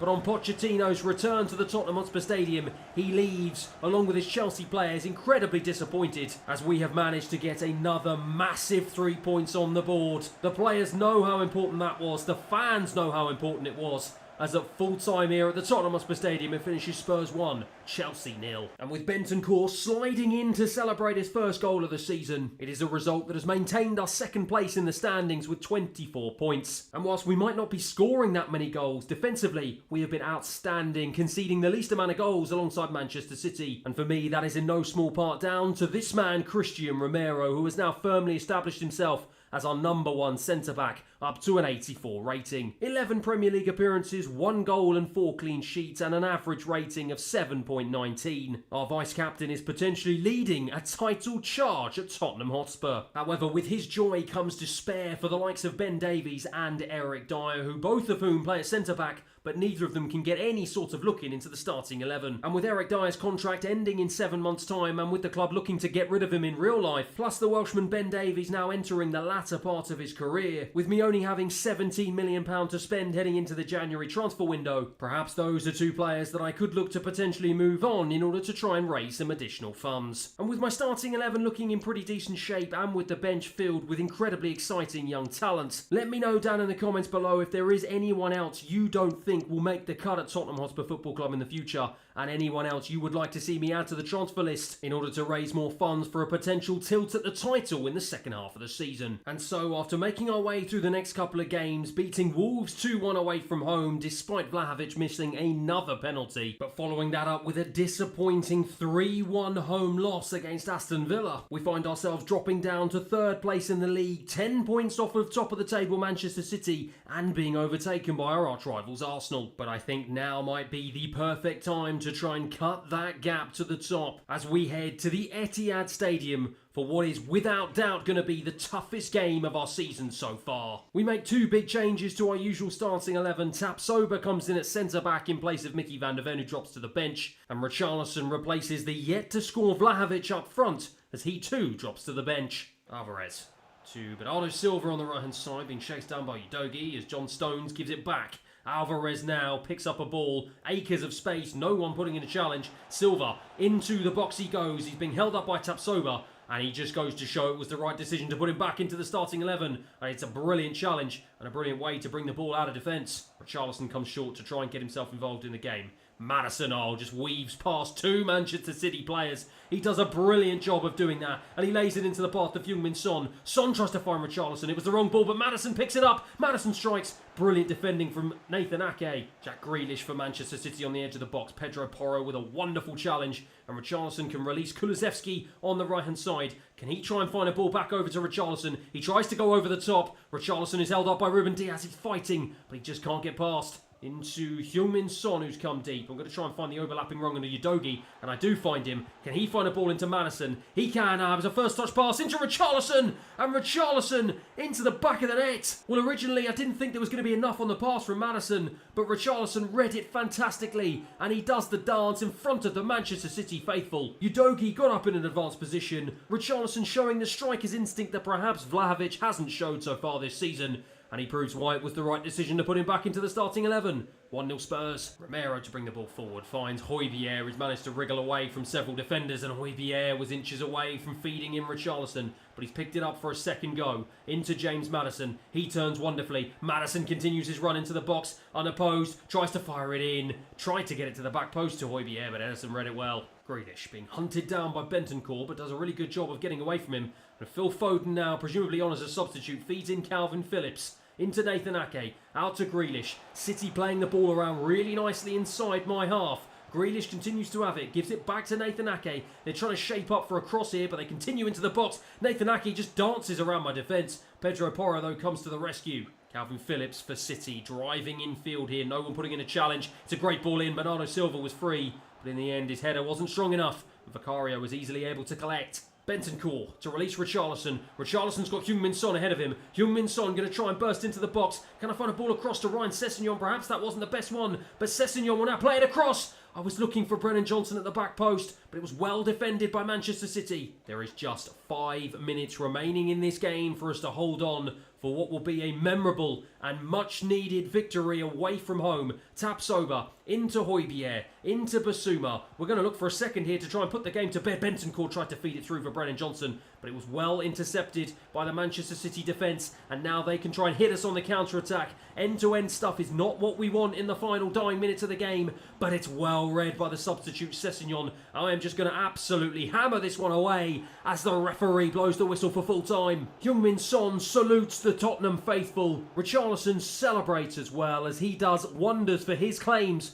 to go back into the starting 11 with the only goal of the game. Full time here at the Etihad. Manchester City 0. Tottenham 1. It's a big win and one that claws back 3 points on league leaders Manchester City and keeps us in touching distance of Arsenal in second place. But after a shaky start to life in a Tottenham shirt, one man I do have to give a quick shout out to is that of Guillermo Vicario. From talks of him being replaced so early on in his Tottenham career by some of these goalkeepers, he has fought back to establish himself as the clean sheet leader in the Premier League. 6 clean sheets, 14 matches and only 13 goals conceded. What a fantastic way to respond to your critics. And so, with just a month remaining before we make it into the January transfer window, that is where we're going to end today's episode. Thanks everyone for watching, and I'll see you again next time. We've promoted 2 new South American wonder kids into the first team. Argentinian left-back Sergio Ayala and Ecuadorian central midfielder named George Medina. And 2 incredible debuts for the young men saw Ayala pick up the Man of the Match award in his very first game in a Tottenham shirt. But with only £17 million left in the budget, and us losing ground to Manchester City in the title challenge, we've got a fight on our hands fans if we want to continue our quest to make Spurs the best team in the world. But as ever, if you are enjoying the series so far, please feel free to like and subscribe, and let's get into today's episode. And so we are going to start off this episode with some of your comments, the first of which being, if you're looking for a new goalkeeper,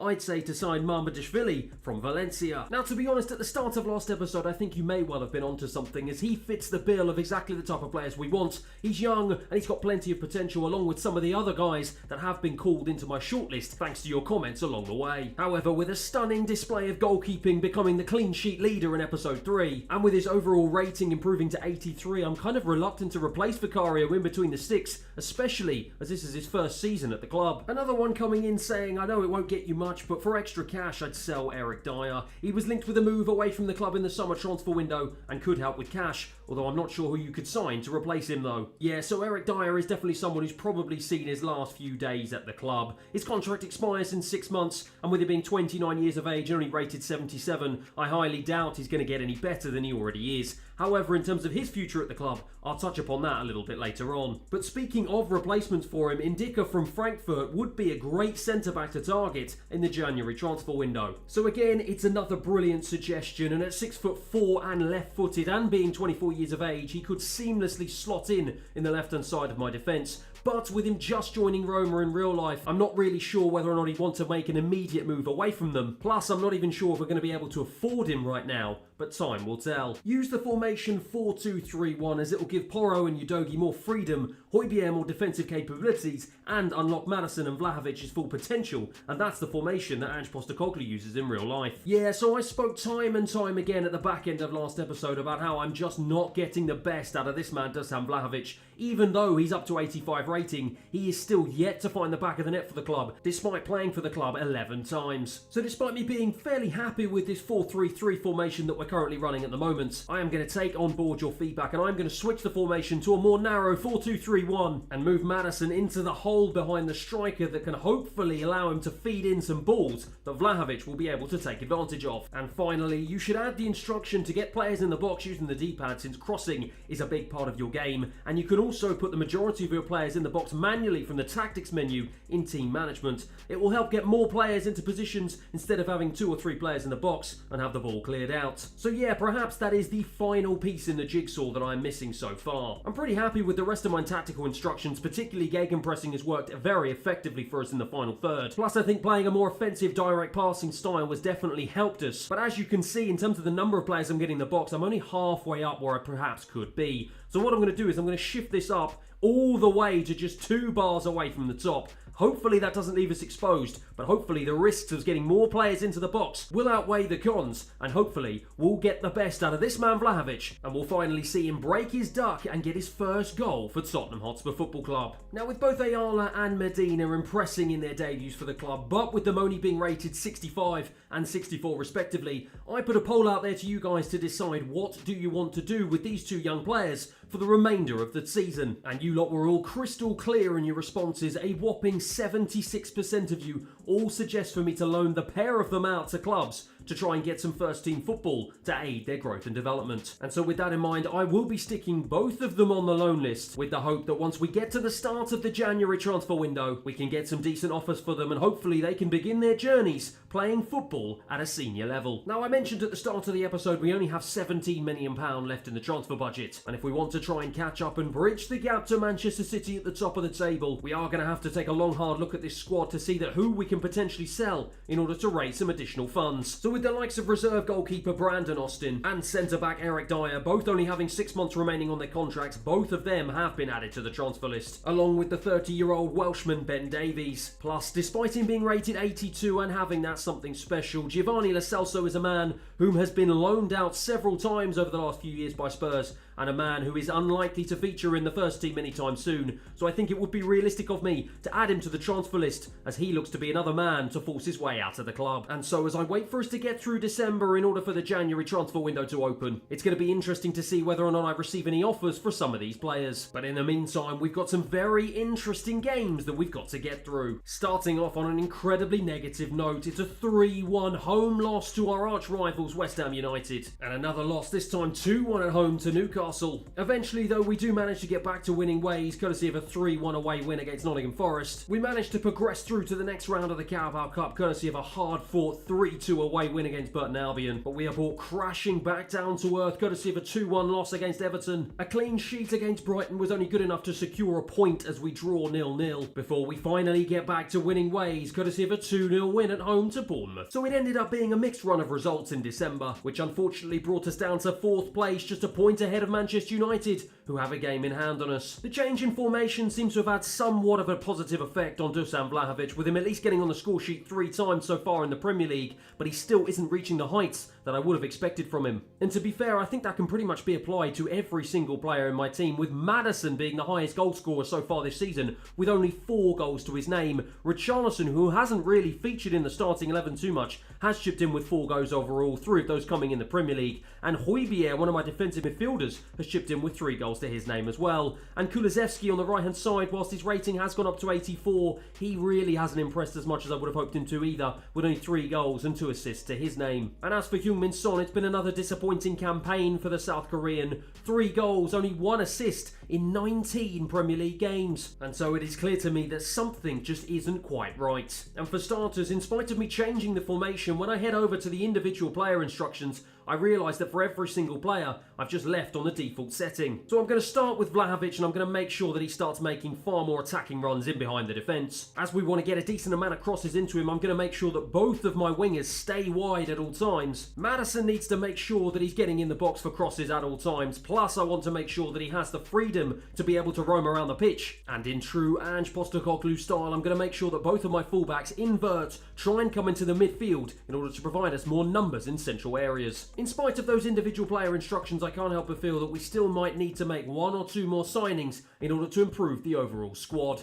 Fortunately enough though, with the sales of Giovanni Lo Celso to Chelsea for £36 million and Ben Davies to Juventus of all teams for £8 million, we have somehow been able to raise an additional £59 million that we can now spend. With Jorge Medina being able to secure a short-term loan move to Elche and Sergio Ayala managing to get a loan move to Leeds United, it means that both of those young players will be able to continue their development away from the football club this season. However, the only frustration is with Eric Dyer in the last 6 months of his contract, Newcastle United have managed to sneak in and steal him under our noses for a free transfer. And in an even more frustrating glitch, it means that he has been able to secure that move immediately rather than leaving us at the end of the season, which now means we've been left a little bit light in the centre of defence. Now, bearing in mind that James Maddison is our top goal scorer with only 4 goals scored so far this season, and that we've only managed to score 27 goals so far in the Premier League, 6 less than our North London rivals Arsenal, it would make the most sense to bring in someone new in an attacking area that can improve us. However, with the likes of an 87 rated Heung-min Son, an 85 rated Maddison and an 84 rated Kulusevski, plus some fantastic young talent in reserve like Brennan Johnson, Manor Solomon and Brian Hill, I'm kind of reluctant to bring in any players that might end up stunting their development. So with that in mind, and with Eric Dyer's departure at the club leaving us short at centre-back, I can't help but feel like building on the foundations of the club and the defence might be the most strategic move. And so, with the club having aspirations to get back to the top table of European football, we are going to need to bring in experienced players who've got experience playing at the very highest level. And with the board only wanting me to bring in the best players in the world who can genuinely improve us, I think it makes sense to target a man who's got over 100 appearances for Bayern Munich across the Bundesliga and the Champions League. A man who has won that very competition and the World Cup with his national team, scoring an unbelievable world-class goal in the process. It is time for the Tottenham Hotspur fans to say hello to our first signing of the January transfer window, as Benjamin Pavard joins the club for £39.7 million. He's a man who offers us versatility, being able to play at both centre-back and right-back. His experience will hopefully provide a cool and calm head at the back for us, and it means all of the senior centre-backs who are now left at the club are all at least an 81 rating, making it one of the strongest positions across our whole starting 11. However, with only £16 million left in the budget, I don't really think I'm going to have any more money to make any more significant transfers to add to this team. And so with Giovanni Lo Celso departing, leaving James Maddison as the only person who can play in a central attacking midfield position for us, and with both Manor Solomon and Brian Hill competing with Heung-min Son on the left-hand side of midfield for that reserve role, I actually think long-term Brian Hill has some decent attributes to be able to play in that position behind the striker. So with that in mind, I am going to change his development plan to be focused on the cam position, which hopefully means in the long term he can potentially challenge James Maddison for a place in our starting 11. And so with an FA Cup round 3 game around the corner to Leicester City, and with me deciding to make plenty of changes to my starting 11, it is the perfect opportunity for Bryan Hill and those other remaining reserve players to try and stake a claim in our starting 11 as we look to put together a pretty decent cup run in the FA Cup. Bryan Hill with his first touch into Basuma, who finds himself in an advanced position, and he finds Solomon on the left hand side. Can we try and get some more players into the box? It's into Richarlison, who strikes, and with his first strike, smashes it into the top right-hand corner to give us an early 1-0 lead inside the first 10 minutes. Well, to be honest, it was just all too easy. Leicester just fell asleep in the box, and Richarlison was a free man just on the edge of the 6-yard box to absolutely lash it home, giving the keeper no chance and saying thank you very much. It's 1-0 Spurs. Oliver Skipp has it here and he's absolutely taken out from behind. It is a shocking challenge and the referee's had enough. It's a red card and things are going from bad to worse for Leicester. Dewsbury Hall for Leicester City. Ricardo Pereira on the right hand side. Beautifully done to get past Ryan Sessegnon, and he has the pace to continue to drive down this right hand side. Can he find a ball in? It's a poor ball and it's easy for Vicario in the end. Ryan Sessegnon tussling with Pereira. This is going to be a ding-dong battle all game down that right hand side, I can see. But Emerson Royale down the other side gives it to Brennan Johnson. He fires a ball in the box looking for Richarlison. Couldn't find him. Brennan Johnson tussling with Justin there on the left hand side,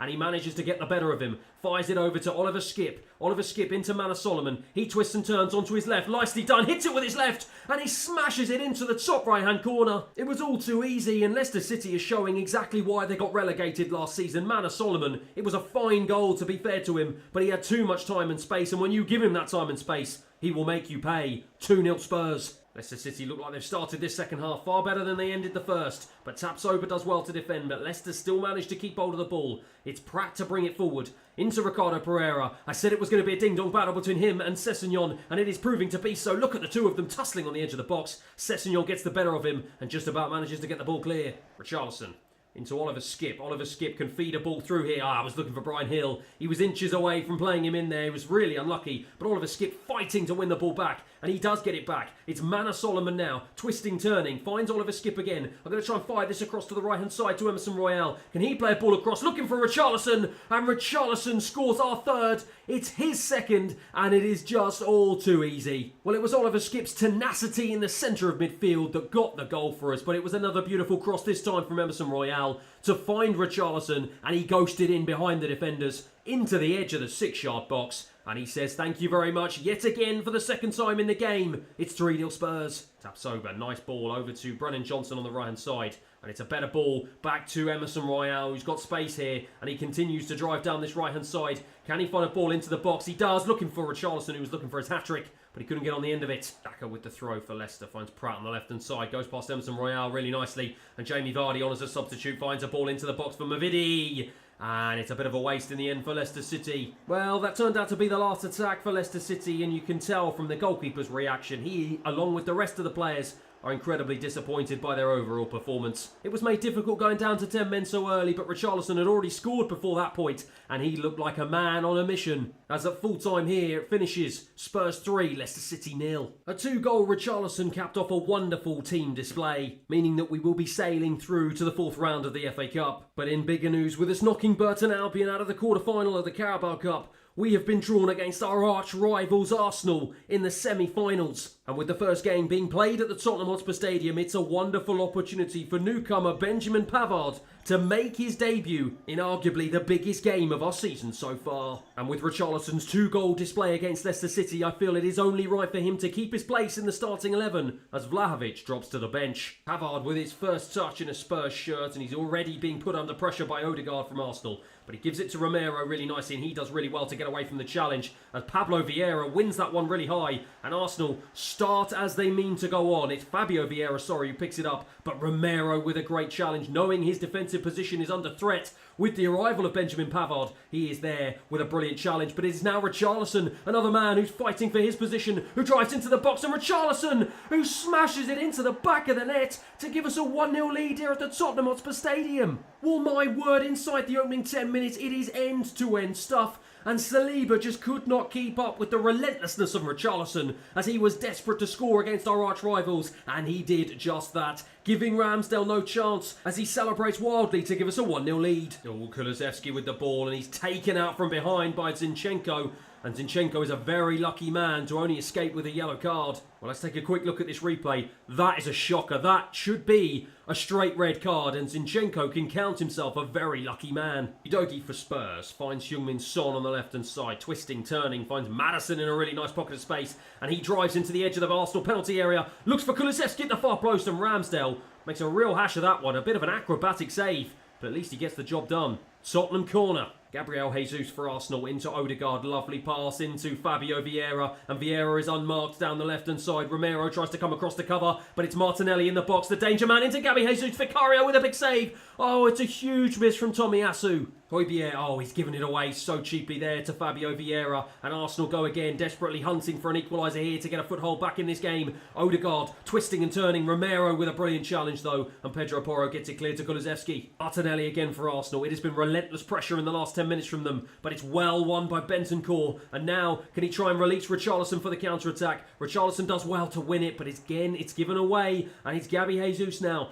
Out to Saka on the right-hand side, who's been fairly quiet so far in this opening 37 minutes, but he tries to go past Udogie. But Udogie says, no way, Jose. Martinelli for Arsenal now. Nice job to skip past the challenge of Kulusevski, but Pedro Porro came across well, and he's won it high. And can I try and release Richarlison? Richarlison has managed to stay on side somehow, and Richarlison drives into the box, looking for his second. He gets his second with his left foot, and Richarlison celebrates in front of the Spurs fans as he has given us a 2-goal cushion. Well, it was a brilliant piece of counter-attacking play as Pedro Porro just fed in Richarlison, and because Arsenal, in their haste to try and get a goal back, left all sorts of spaces at the back that Richarlison was easily able to take advantage of.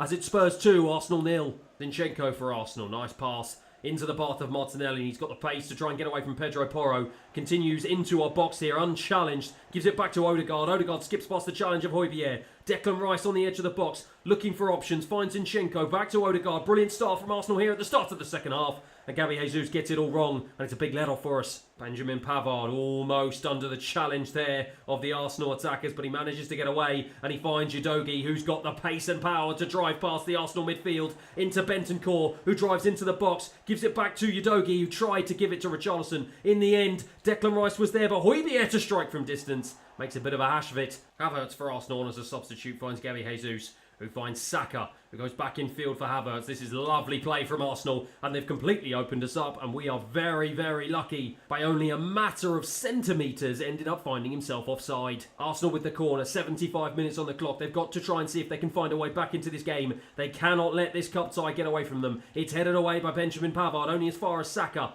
Back into the box he goes, unopposed. I'm too scared to put a challenge in, but Højbjerg isn't, and he gets the ball away brilliantly. Brennan Johnson now. Oh, that is a beautiful ball into the path of an unmarked Pedro Porro, and he drives into the box here. Can I try and find a ball across the box into Vlahovic, who is on as the substitute, and Dusan Vlahovic gives us a 3-0 lead. Well, he's a man who's been under a hell of a lot of pressure this season, and what a way to relieve yourself of that pressure than by scoring against our North London rivals Arsenal. And with the referee deciding to call time on the rest of the game after we were able just to control it and see out the 3-0 victory, the Arsenal players cannot quite believe what they have seen, but it is that man, Richarlison, with his 2 fabulous goals that help us secure a 3-0 victory at full time. And with that result putting us one step into the Carabao Cup final, it's time to turn our attention back to a massive game in the Premier League against a third place Manchester United. It's a game that will see us head to Old Trafford with the Man United fans in full voice, but it's one that I am absolutely desperate to win, as 3 points will put us in a fantastic position in our Champions League fight. Varane to bring this ball out of defence for Manchester United as Jadon Sancho was dropped deep, but it's Amrabat who's picked up a beautiful ball into Correa, who dances around my defence and forces Vicario into an early save. They keep the ball alive here with Bruno Fernandes. I'm trying to find a way out here, but I just can't, and Vicario is forced into his second huge save within the first 10 minutes. Ericsson, the former Spurs man, will take the resulting corner, and Anthony just skips away from the challenge of Maddison. It's headed away by Højbjerg, I believe it was. United keep it alive with Amrabat. Dalot now dancing around the edge of our penalty area, and Amrabat into Vicario for another huge save from the Italian. It's a short corner here. United have started this opening 15 minutes on absolute fire. They mean business and they are determined to secure Champions League football for themselves this season as Vicario saves for the 4th time. Well, they're going again here and Eriksen again goes short to Antony. He's going to try and go past Maddison. Instead goes infield to Bruno Fernandes. Back to Antony. They're just playing their way beautifully around the edge of my box. Dallo into the box. Vicario saves. I'm losing track of the amount of saves he's making. And fortunately enough, we do manage just about to get possession and we can get the ball clear. Bentancur into Heung-min Son. We've broken through the lines beautifully here. And Udogie drives into the penalty area now. He doesn't have anyone in the middle, so he's going to take it on himself. And it's just a poor shot in the end that's easy enough for Onana to save. Heung-min Son to keep it alive, though. Into James Maddison, who fires it straight at Onana. Will Richarlison be able to get there first? Yes, he will. He keeps it alive. Into Pedro Porro, who strikes, hits the defender with his left. He keeps hold of the ball, though. Looks for Brennan Johnson. Brennan Johnson turns onto his left. And Brennan Johnson turns the ball into the back of the net. Well, from being absolutely battered from pillar to post down one end, we have turned things around and given ourselves an unlikely 1-0 lead here at Old Trafford. Beautiful play by Brennan Johnson, but it was just a relentless stream of pressure. 3 shots after another, and finally Brennan Johnson is able to break down the Manchester United wall to secure his 2nd goal of the Premier League season. It's 1-0 Spurs. Antony on the right-hand side being chased down by Bentancur. Has Bentancur got the pace to keep with him? He does, and he does beautifully to win the challenge. Heung-min Son being pressured here, but he's wriggled away from that. And Udogie now into Bentancur. Can he try and release a pass here? I'm just waiting for the right option. And I find Udogie down the left-hand side. He's got the pace. He's got the power to drive into the box. Can I try and find a ball in? No, it's well defended by the Manchester United defence. Richarlison into James Maddison. James Maddison takes a touch and he strikes. And it's a great save from Onana. Maddison with a corner. It is end-to-end stuff here at Old Trafford as Heung-min Son. Almost, I thought that was going to find its way into the top left-hand corner. He's disappointed as it just goes slightly over the bar. Eriksen for United. Nice pass into Antony. Antony feeds a ball across into Amrabat and he's unmarked. And Vicario is forced into an early stop inside the second half. Well, United have started off this second half exactly how they started off the first. It's another short corner. This time it's won well by Maddison and we can try and escape with the ball. Maddison down the left-hand side. I'm going to try and look for the run of Heung-min Son up ahead of him. I do find Heung-min Son, but he can't find anyone into the box, so instead decides to drive inside himself. I'm going to look to... I was trying to cut it back for the on-rushing run of Brennan Johnson, but it was well intercepted by the Manchester United defence. Sancho goes back to Luke Shaw, gets it back, but it's Amrabat who will pick it up and feed it just ahead to Jadon Sancho again. He's going to go one-on-one with Romero, and he's got the beating of him on pace, but he doesn't with guile, but instead gets it into the box for Correa. Oh my word, it's Benjamin Pavard on his debut to save what was a definite goal there for Manchester United. Luke Shaw for United again to drive into the box. It's Jadon Sancho now, and what on earth are my defence doing? It was just all too easy. Well, it was easy for Luke Shaw to go around both Brennan Johnson and Pedro Porro, and it was way too easy for Jadon Sancho to find space on the edge of the 6-yard box. I'm still getting used to the player switching on this brand new EFC 24 game, and it clearly showed with that goal. Easy one in the end for United. They're back on level terms. Into Casemiro. It's a loose ball, and Casemiro just about got there. He was sold short. Fortunately enough, he managed to get himself out of trouble as Jadon Sancho now has it inside our half here. And of the two teams, it is United who are in the ascendancy and look like they might be able to get the 2nd goal. It's Correa in a penalty area to Bruno Fernandes to try and go in. He's chased down by Pedro Porro. And in the end, Romero can get it clear. And as the referee calls time on what was an end-to-end second half here at Old Trafford, both teams will end up sharing the points. They both had their opportunities, but to be completely honest, I will be very happy to take away the point today. I think United will be the most frustrated of the two teams, having had more opportunities. But at full time here, it will finish United 1, Spurs 1. And that result does keep us on level terms with Manchester United, but it does mean we have now slipped down to 6th place in the table with the likes of United, Liverpool, Arsenal, and even West Ham ahead of us in the fight for Champions League football. But as you can see, there is only 4 points between West Ham in 2nd and us in 6th. So it is anyone's to play for in the second half of the season. But for now though, with a 3-0 thumping of Arsenal in the first leg of the Carabao Cup semi-final, it is time for us to make sure that we do get the job done. We remain professional as we head into the cauldron that is the Emirates. And with this being 3-0 up, I am fairly confident that we should be able to see out this victory, and that is why I've made several changes to my starting 11. The likes of Emerson Royal, Tapsoba, Mickey van der Ven and Ryan Sessegnon all coming in. Bentancur keeps his spot in the centre of midfield, but he is partnered by Basuma, with the likes of Brian Hill, Kulusevski and Mana Solomon all starting behind Richarlison up front. Emerson Royal under a bit of pressure here from the Arsenal attackers, manages to wriggle away to Tapsoba. Into Mickey van der Ven. He goes out wide to Ryan Sessegnon, and that has opened up a gap on the left-hand side. Into Bentancur. Nice pass out to Solomon on the left. He tries to fire a ball in, gets it all wrong, but Kulusevski manages to keep it in play. And Brian Hill was inches away from getting on the end of that one and giving us a 1-0 lead. Jesus, oh, nice work to get past Tapsoba, and Emerson Royal's the man trying to track back. Does a brilliant job, but Tapsoba does not do a brilliant job. And Gabby Jesus has it back again. And Vicario with an outstretched arm, fortunately enough, keeping the scores at 0-0. Looks like Koke is going to take the corner short for Arsenal. He does go short to Saka. He's being chased down by Brian Hill. Into the box goes Saliba though. And he's challenged well by Mickey van der Ven. Saliba into Jorginho. Jorginho to Zinchenko. Nice play from Arsenal here. But Tapsoba read that one really well this time. Bentancur's under a lot of pressure though, but he does manage to skip away from a challenge of the Arsenal midfield. Into Solomon. Into Sessegnon, who finds himself in an advanced position. Richarlison looks for the run of Brian Hill. Instead finds an outstretched run of Kulusevski on the right hand side. Switches it onto his left. Well challenged by Zinchenko. Emerson Royal with the throw to Kulusevski. Back to Emerson Royal. Throws it into the box. Into Mana Solomon at the far post. But Tomiyasu gets there ahead of him. And it will be Kulusevski to take the corner here. He fires it into the box. Looking for the head of Brian Hill, who finds himself deputising for Maddison. Just in behind the striker. But he can't do anything about that head. Easy for Ramsdale. Tapsoba into Brian Hill, who's come deep. Oh, nicely done to get away from the defenders here. Solomon even better done to bet into Bentancur. And Bentancur strikes it off the bar. Well, he can't believe that one. It's a really disappointing one for him, as that would have been a sensational strike.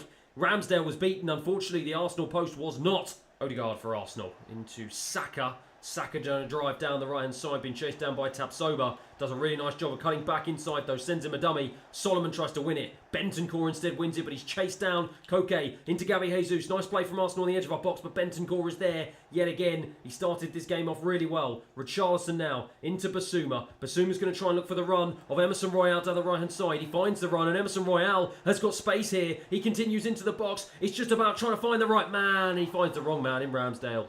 Well, Arsenal have a free kick here in a dangerous position, and there is just about 25 minutes remaining on the clock here as Odegaard. Oh my word, that is absolutely outstanding. We'll talk about a moment of magic. If Arsenal needed one, they got one with Martin Odegaard. What a free kick that is. Left Vicario with absolutely no chance whatsoever. And Arsenal have a foothold back into this game. It's 3-1 on aggregate. Solomon into Kulusevski. Kulusevski turns and he's challenged badly by Jorginho there. Comes right through the back of him. And the referee looks like he is having none of it. And Jorginho has been shown the straight red. Arsenal down to 10 men. Basuma for Spurs looking for an opening and finds an opening to Vlahovic. Vlahovic finds Brennan Johnson. And Brennan Johnson should have found the back of the net. Kulusevski to take the resulting corner. Good ball in. Looking for the head of Brennan Johnson, who looked to make amends. Didn't though. And it's another big chance for the young man that goes begging. Van der Ven dinks that one forward to Ryan Sessegnon, and Ryan Sessegnon's got an option of Mana Solomon down the left-hand side, and Arsenal are being carved apart here. Mana Solomon goes back to Vlahovic, and Vlahovic should have made it 1-1. Mana Solomon will take the corner here, fires it into the head of Kulusevski, and Mickey van der Ven was at the back post with the volley, and it is his first goal in a Tottenham Hotspur shirt. And what a time to score it. Saka for Arsenal on the right-hand side. Arsenal really running out of time here. Sessegnon with a brilliant challenge as the referee blows for full time. Well, the Spurs fans celebrate as they have beaten their North London rivals Arsenal across the two legs to secure a place in the Carabao Cup final. Disappointment for Martinelli as it was a poor showing from Arsenal across both legs. But neither I nor the fans care as it finishes 1-1 here. 4-1 on aggregate. And for me, with us being able to get into the final, I am confident we can go one step further and win the whole thing. But after City were able to get past Manchester United 5-2 on aggregate, it will be a Tottenham-Manchester City Carabao Cup final, a repeat of the final of 2021. City were the victors then, but we've got to hope that we will be the victors this time round. That is it for today's episode. Thank you very much for watching, and be sure to tune in for the remainder of the series as we have a cup competition to win. Thanks everyone for watching. I'll see you again next time. We've brought in a world-class centre-back in Benjamin Pavard who's taken our squad to the next level and helped us in the fight for Champions League football. And after knocking Arsenal out of the Carabao Cup, we play our biggest game of the season against Manchester City in the final to try and secure silverware for the first time in 15 years. But as ever, if you are enjoying this series so far, please feel free to like and subscribe, and let's get into today's episode. And as ever, we are starting off with your comments. You should start Basuma because in real life, Basuma started all of the games. Now to be fair, Basuma did feature heavily for me at the very start of this career mode, and he did make it into my starting 11. As you can see by the fact that he's got 13 Premier League appearances and 17 appearances overall, but the biggest problem is that he's only been able to get a 6.11 rating in the Premier League, and he's not really hit the heights that I would have expected of him. And that is why I turn to this man, Pierre-Emile Højbjerg, who to his credit has been a driving force at the heart of my central midfield. And with him also having a far higher rating than Basuma as well, it's kind of a no-brainer that he should start ahead of him. However, the biggest problem this season is that we just do not have European football, and it's kind of worked against some of my more fringe players in the squad. However, with us hunting down the likes of United, Liverpool, Arsenal and West Ham for those final European spots, I'm hoping that won't be a problem this time next season. Now, I know this seems a bit crazy, but since we already have the 20-year-old Udogie, maybe we could train Ayala to be a left winger,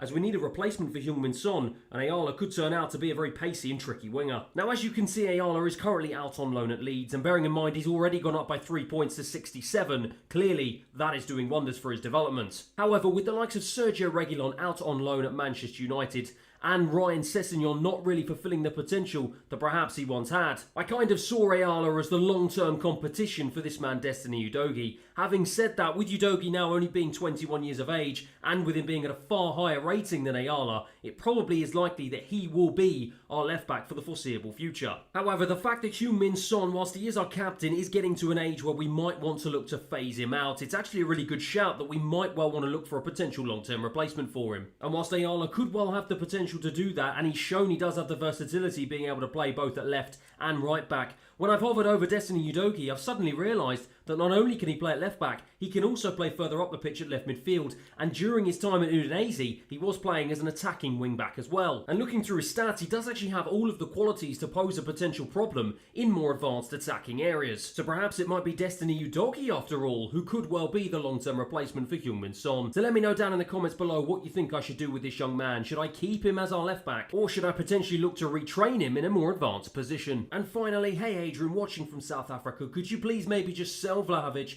because he's not making a great impact at Spurs because the system is different from what he played at Juventus? Yeah, I mean, I've been on and on all series about what I'm going to do with Dusan Vlahovic. He just isn't quite hitting the heights that I would have expected, and after 15 Premier League games and only 3 goals to his name, plus with me having to completely switch up my entire formation just to try and get the best out of him, added to the fact that we've got a young and up-and-coming Aleo Veliz who seems to be making quite the impact on loan at Aston Villa this season, I may have to consider cutting my losses with Vlahovic come the end of the season. Once again, let me know down in the comments below, should I keep him for one more year? Or should I look to cash in and get Vlahovic out of Tottenham Hotspur Football Club? However, having managed to knock 3 past Leicester City in the 3rd round of the FA Cup, we have been drawn away from home against Coventry in the next round in what really should be a fairly routine game. And after making quite a few changes to my usual starting 11, we did just about manage to get the job done, courtesy of a late goal from Kulusevski and a second from the man in question, Dusan Vlahovic. And with us managing to equal that 2-1 win, this time against Brentford back in the Premier League, we then follow that up with a 3-0 battering away from home against Everton, before finishing up a wonderful run of results with another 2-0 win, this time at home to Brighton. And with that incredible run lifting us up to 2nd place in the Premier League, above the likes of West Ham, Liverpool and Arsenal, who have now dropped to 7th place, we are just 1 game away from that mammoth Carabao Cup final against Manchester City. Before we do that though, I think it's important that we get a warm-up game in front of our fans, and that means hosting Wolves in the Premier League as we look to capitalise on our fantastic form. And with Richarlison keeping Vlahovic out of the starting 11, he will be hoping that he can add to his goal-scoring tally today. Well, it's been a pretty quiet opening 15-20 minutes so far at the Tottenham Hotspur Stadium, but Wolves have it in a very dangerous position here. They've got a free kick that it looks like they're going to try and float over. Instead, they go for goal and they get it all wrong. Son into Højbjerg. Neither team really able to craft any decent opportunities together so far, and that is why it's remained 0-0 in the opening 30 minutes. But we've got an opportunity with Heung-min Son on the head.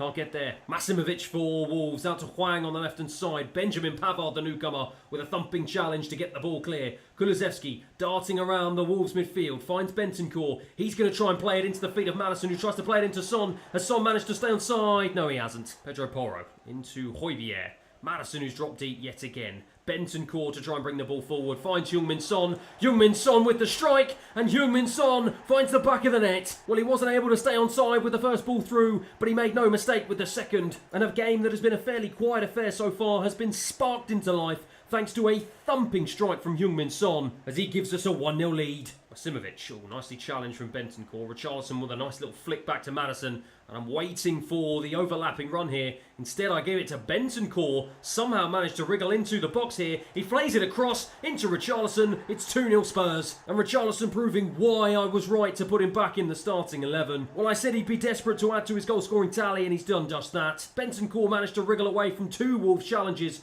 and Richarlison was on hand inside the 6-yard box to just pass it past the goalkeeper to give us a very comfortable 2-goal cushion here at the Tottenham Hotspur Stadium. Masimovic for Wolves into Bellegarde, who's unmarked in the centre of the park here. He's found Masimovic again into Sarabia on the right-hand side. Gonna go past Udogie. Continues into the box, into Kuna. Kuna back to Masimovic. And just like that, Wolves are back in the game. Well, it was a well-worked piece of play from Wolves there, and they just danced their way into my penalty area. And unmarked on the edge of the 6-yard box, a powerful strike past Vicario, and he could do nothing about it. Much to my frustration, it's 2-1. Benjamin Pavard under attack here from the Wolves attackers. He tries to wriggle away from a challenge and he does really, really well. Bentancur now can feed it into Richarlison, and Richarlison skipped past the defenders. Richarlison to strike with his right, straight at the goalkeeper, made it easy. Solomon on as a substitute to take the resulting corner, fires it in. It's headed well away by the Wolves defenders. Bentancur will try and win the second ball. He does. It's Brennan Johnson, as I have made a whole host of changes here just before that corner. Solomon to whip it back into the box. Oh, there was no one in there, and that was a great cross in the end. Hojbjerg picks it up and gives it away just as easily. Suma on as a substitute, gives it to the other substitute in Vlahovic. Vlahovic is going to feed that across into the path of Udogie, and Udogie has managed to skip away from the challenge of the defender. I was looking for Heung-min Son. It was an awful, awful pass, and that is a massive let-off for Wolves. Hojbjerg into Vlahovic, beautifully done. Vlahovic to strike, Vlahovic to score. Well, it looks like this man is up for a fight. He's only just come on as a sub, and he's already made an instant impact. Nice little 1-2 with Hojbjerg on the edge of the box, and that is a fine strike to restore our 2-goal cushion. 3-1. Hwang for Wolves, looking to try and get them back into this game, but is well defended by Basuma. Back to Hwang though. Back into Sarabia, into the box, into Kuna, strikes, well saved by Vicario. We are into stoppage time here, and Wolves have a corner. Surely at this point, any goal is just going to be a consolation, but it clearly means a lot to him because the goalkeeper is up here. It's fired into the edge of the 6-yard box, and it is the newcomer Benjamin Pavard showing that calmness and experience to head the ball clear. Udogie will also boot it clear as the referee blows for full time. A well-deserved victory in the end, with all of my players giving their absolute maximum to secure the 3 points. And it's the perfect tonic we need heading into a big cup final as it finishes at full time. Spurs 3, Wolves 1. And not only was it an important result before a huge cup final against Manchester City, but it also saw the return to scoring for both Richarlison and Dusan Vlahovic. It means that going into our biggest game of the season so far, I have a massive decision to make. Do I stick with the Brazilian number 9 Richarlison, or do I go back to Dusan Vlahovic being my main man up front and give him the chance to try and win silverware for the first time for Spurs in 15 years? And with that man Vlahovic desperately pleading with me to get his opportunity to start the cup final, and with me keen to use the media to rally the troops heading into this mammoth cup final game, and with the fans desperately keen to see whether or not we can exact revenge on the team that beat us in this cup final back in 2021, I have decided to stick with my usual starting 11. Vicario in goal, Pedro Porro at right back, Romero, Pavard and Udogie making up the rest of the defence. Bentancur and Hojbjerg start in the centre of the park, with the likes of Kulusevski, Maddison, Heung-min Son playing the support role to the Brazilian Richarlison as he gets the nod to start up front. Will this end up being the correct decision? Well, I guess it's time for Richarlison to give us that very answer. Haaland to Nathan Ake, who's storming down this left-hand side in a very advanced position, and he's managed to cut inside, wiggling away from the challenge of Pedro Porro. Gives it to Jack Grealish, who finds himself slightly deeper, but he has managed to get it into the danger man, Erling Haaland. Erling Haaland skips around Romero, and he forces Vicario into an early save, and Bentancur gets it clear. Hojbjerg Into Richarlison, who's dropped deep, and I'm going to try and see if I can feed a ball through to Heung-min Son. It is a wonderful ball through from the Brazilian into Heung-min Son, and Heung-min Son within the first 15 minutes gives us the lead in the Carabao Cup final. Well, oh my word, talk about the correct decision. Richarlison is already repaying that faith. It is a fantastic ball through to Heung-min Son, and the South Korean, our club captain, did the rest. 1-0 Spurs. Richarlison again. We started off this opening 20 minutes here on absolute fire. Into Maddison. Maddison looking around for options. Finds Udogie. Udogie looks out wide to Heung-min Son. He shifts it onto his right. Fires a good ball in. Finds Maddison, who takes it down beautifully. Was blocked off in the end by the City defenders. Nathan Ake. Oh, Hotspur with a wonderful interception, but City just about managed to keep the ball alive. Nathan Ake down the line into Jack Grealish. End-to-end stuff here in the opening 30 minutes as Romero with a thumping challenge to release Maddison, and he gives the ball away really cheaply. Nathan Ake with the throw for City. Lovely pass into the path of Kovacic into Erling Haaland. And Hotspur in the end just had to boot that one. Anywhere will do. Kevin De Bruyne with the corner. Looks like City are going to go short with it. They do to Jack Grealish. Oh, well done, Richarlison. He is proving his worth today. Desperate to put in a fantastic performance. Not just going forward, but defensively as well. And he releases Maddison down the right-hand side. And Maddison now doesn't have any options into the box, so takes it on himself and fires it straight at Ederson. Phil Foden for City. Lovely challenge by Benjamin Pavard. That is exactly what we brought him in for. Richarlison tried to find a ball to Heung-min Son. Wasn't good enough. Udogie is caught out, napping there by Kevin De Bruyne. And now Erling Haaland's got the pace to get away from Romero. He's also got the pace to get away from Benjamin Pavard. Oh my word, Vicario's out. He gets it all wrong. And Kevin De Bruyne latches onto the rebound to get City right back in this game on the stroke of half-time. Oh, it's devastating, absolutely devastating. I thought Vicario was going to be there, but he just couldn't get his hand on it. And Kevin De Bruyne, with the experience and the sense to be in the right place at the right time, was just that. Managed to just pass it into an empty net. City back on level terms. That's just Nunes. Into Erling Haaland. Oh, he skipped away from the challenge of Benjamin Pavard so easily. And it's Udogie who's trying to chase him down. And the player switching on this new game is driving me up the wall. Well, I was absolutely smashing L1 to try and get the focus on Udogie, and it just wouldn't go to him. And in the end, it was too easy for Haaland. He just ran through into our penalty box, and City have the lead. Matches Nunes for City. Oh, gives it to Grealish, and now they sense blood here. They sense a defence that are all over the place, but Romero is there with a good challenge. And can we now try and find some spaces to counter-attack on this City team? Kulusevski brings it forward beautifully, but where on earth are the options ahead of him? He looks and he finds Pedro Porro going down the right-hand side. Porro continues, fires it into the box, looking for Heung-min Son at the back post. Headed away well by the City defenders. Phil Foden being hunted down by Bentancur. Bentancur, though, wasn't able to put a challenge in, and Phil Foden has skipped away from him. Continues down the right-hand side. Oh, this is a ding-dong battle down here as Bentancur manages to get the challenge in. Still can't win the ball, though. Kevin De Bruyne bursts into the box. Benjamin Pavard tried to challenge, but it wasn't enough. Vicario was on hand to save. Well, with just 20 minutes left, desperate times call for desperate measures, and I am about to do something drastic. I am switching to 3 at the back. I'm keeping my main 5 in midfield, but Vlahovic will come on up front to partner Richarlison for the first time this season, and what a time for those two players to try and combine and get an equaliser for us. Into Hotspur. Hotspur looks for Heung-min Son, doesn't find him. City continue the pressure, desperately searching for a third goal that will put this game to bed. It is Kevin De Bruyne on the right-hand side, fired in. Christian Romero with a wonderful header, but out not very far, but Maddison does manage to win it, and now we have to try and escape with the ball. It's Richarlison here, looking for options. Can I find a ball into Brennan Johnson? It's so poor. Just 5 minutes on the clock here, and City have another corner. Since I've made those substitutions, they just haven't seemed to work, and if either team is going to look to score, it is more than likely going to be Manchester City as Rodri struck. And Vicario again saves. Well, we just seem to have lost our heads here, and it's that calmness and composure, that winning mentality that City have. Looks like it's going to see them across the line, but Romero with a brilliant challenge, and he now, our centre-back, is going to try and bring the ball forward. Heung-min Son on the left-hand side, looks for Romero again up ahead of him. There is no one in the box. Where on earth are my strikers? Romero brings it back into the path of James Maddison. Maddison to Bentancur. Bentancur's going to look to go across to Brennan Johnson. He's taken out. Free kick. And not only is it going to be a free kick, but Calvin Phillips has been sent off. The pressure has got to him, and Manchester City for the last few moments of this game are down to 10 men. And it's going to be James Maddison here to try and take this. I'm 30 metres away from goal, so I don't think I'm going to go for goal. Instead, I'm going to try and play it short into the path of Bentancur. Bentancur has it to strike.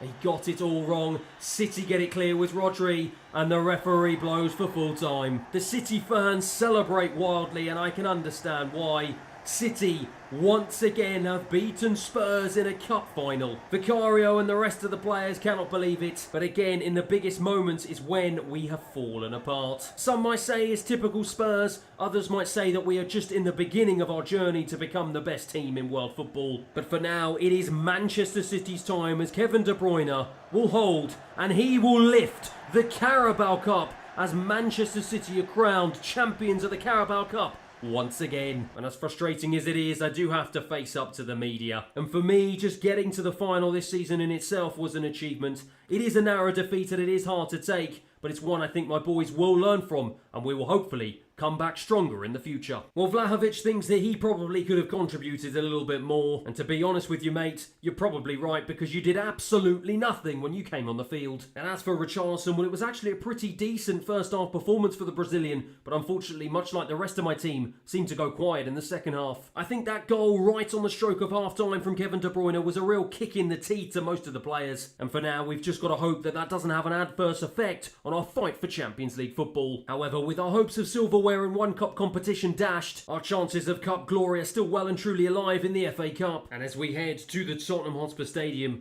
we have been drawn in a mouth-watering clash against our arch London rivals, West Ham, in the 5th round of the FA Cup. Some tired legs after that Carabao Cup final has meant some changes to my starting 11. Vicario, of course, keeps his place, but Emerson Royal, Tapsoba, Mickey van der Ven and Udogie start in defence. Bentancur is partnered by Bissouma, with the likes of Brennan Johnson, Brian Hill and Heung-min Son playing just behind Richarlison, who after his performance in the first half against City deserves a start today. It'll be West Ham though who will have the first corner of the game inside the opening 5 minutes. Jared Bowen throws a lovely ball in, and it's a good head, well saved by Vicario. Udogie with a short free kick finds Bissouma. Bissouma's going to try and go out wide to the right-hand side to Brennan Johnson. Brennan Johnson just looking for the right moment to fire a ball in. Looks for the head of Heung-min Son. Doesn't find it, but Heung-min Son manages to keep hold of the ball. Wriggling around here, trying to get away from the press of the West Ham players. He strikes! Oh my word! It is absolutely stunning! Heung-min Son with arguably our goal of the season so far. And what a time, and what an opposition to score it against. No surprise to see him celebrate so wildly. A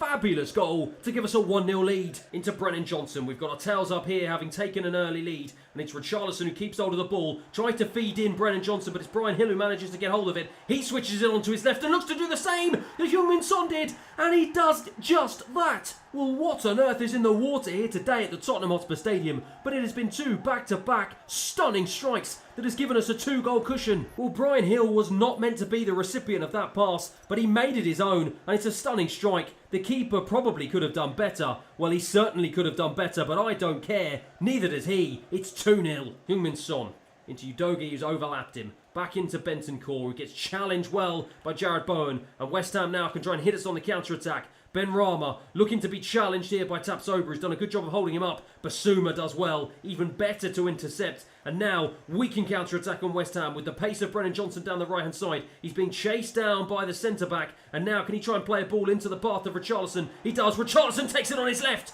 And Richarlison gives us a 3-0 lead. Well, what is going on with West Ham? Richarlison does the dance. He feels like he is back on form. But what on earth is going on with this West Ham defence? They are just pulled from pillar to post. And Richarlison smashes it past the goalkeeper to make it 3-0 Tottenham Hotspur. Brian Hill out to Emerson Royal on the right-hand side. We are sensing blood here and looking to finally put this game to bed. Brian Hill into the box. Good defending. Heung-min Son to take the resulting corner. Fires it in, looking for the head of Brennan Johnson. Well headed away by the West Ham defence. Looks like it's going to be Emerson Royal who's going to get onto the loose ball. Heung-min Son to fire it back in. It's a great cross. It's an even better header. It's off the post. And it rebounds back into the West Ham net. Well, Richarlison looks like the man to be claiming it. But again, questions have to be asked of this West Ham defence. Heung-min Son with a wonderful ball in. And a fabulous header from Richarlison. Richarlison, and it was just a complete mix-up between the centre-back and the goalkeeper. Smashed it against his own goalkeeper's arm, and it went into the back of the net. It's 4-0. Bueno for West Ham. They've got to try and play better in this second half than they did in the first. A calamity is Udogie.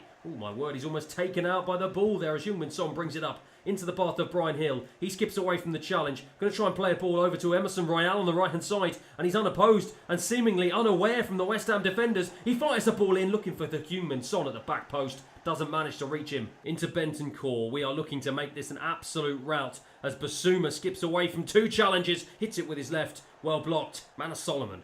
Into Sessegnon. The two substitutes combining as Sessegnon does a really nice job of skipping away from two challenges. Into Mana Solomon. Into Bryan Hill. Bryan Hill almost into the back of the net, but decided to balloon his chance over the bar instead. West Ham to try and break now on the counter-attack. Souček is high. Finds Jared Bowen, and he's got our defence in all sorts of trouble here. Jared Bowen drives into the penalty area, fires it across Vicario, gets it all wrong, and from one poor goalkeeping from one end to even worse goalkeeping down our end. Well, it seemed like such an easy cross to handle. All he needed to do was just grasp it with two hands, and he got it all wrong. A complete calamity. West Ham get a goal, but surely right now it's just a consolation. Ryan Sessegnon. Into Vlahovic. Vlahovic turns. Vlahovic is desperate to get on the score sheet here, but instead lays it off to Brennan Johnson. Brennan Johnson finds the run of Emerson Royal, fires it across the box. Good defending from West Ham. But fortunately enough for West Ham, that did end up being the very last attack of the game. A game that saw that man chip in with one goal and a fantastic performance. And one that sees the Tottenham Hotspur faithful leave the Tottenham Hotspur Stadium delighted. It's Spurs 4, West Ham 1. And hopefully with Richarlison bagging the winner against West Ham, that will hopefully do his confidence a world of good. For me though, perhaps there needs to be a slight worry with the performances of this man, Vicario. Now a lot of you in the comments were suggesting that I look to try and bring in a replacement for the Italian, providing me with a lot of different options to choose from. However, I was absolutely adamant that I did not want to do that, as this is his first season in English football and he is 83 rated plus only 27 years of age. However, there has been a numerous number of absolute calamities from the Italian this season that is starting to make me question whether or not he is our long-term number one. Let me know down in the comments below, what do you think I should do with this man? Should I keep him as our number one next season, or should I look to bring in a better goalkeeper? Back to the football though, and with us thumping West Ham 4-1 in the 5th round of the FA Cup, we've received another fairly favourable draw, this time away from home against Luton Town. And as you can see from all the other teams in the competitions, aside from Manchester City, we have to be considered as one of the favourites. But with them absolutely running away with it in the Premier League, not just getting to the final, but potentially beating them in the final, is going to be a massive task. But having had to watch them lift the Carabao Cup in front of our very own eyes, it is one that both I and my players will be absolutely desperate to achieve. Two more games in the Premier League, starting off with a 2-2 draw at home to Crystal Palace and a 1-0 away loss to Aston Villa, have however put a real halt on our progress in the Premier League, with us now slipping down to 5th place, which means that this quarter-final tie against Luton becomes even more important. Before we get to that though, we've got some interesting news that might well send shockwaves through the rest of the squad, as Dusan Vlahovic with his agent in tow have come knocking on my door, and it's all because the young man is starting to get frustrated with a lack of game time. He claims that he was brought in to be a crucial player and that I've lied to him about his position in the squad, and that if things don't improve, he may well look for pastures new at the end of the season. And so as you can see, that's kind of left me in a bit of a tricky spot. So again, I ask you the question, with just 5 goals in 18 Premier League appearances and just 7 goals in 24 appearances in all competitions, what do I do with this man Vlahovic? Do I adhere to his demands and put him straight back in the starting 11? Or do I cut my losses, get rid of the man, and perhaps look to replace him with some more young and upcoming talent next season? Let me know what you think down in the comments below. For now though, it's time to get back to one last game of football, and you guessed it, we are heading back to the FA Cup for what is going to be a must-win and much expected win away from home against Luton Town. And to keep squad morale up, I've had to continue to try and rotate my squad with the likes of Pedro Porro, Romero, Van der Ven and Udogie starting in defence. Basuma partners Højbjerg in the centre of midfield, with the likes of Brennan Johnson, Maddison and Mana Solomon playing behind Dusan Vlahovic up front. Udogie into Mana Solomon. Solomon twisting, turning, looking to find an angle and finds Yves Basuma. Nice ball into Maddison. Maddison into Vlahovic, who takes it really nicely. He's got the bit between his teeth. Drives into the box. Oh my word. What a way to show the Tottenham faithful that you deserve to be here and be the #1 striker this season. Well, it was just a fabulous touch and turn and drive into the penalty area.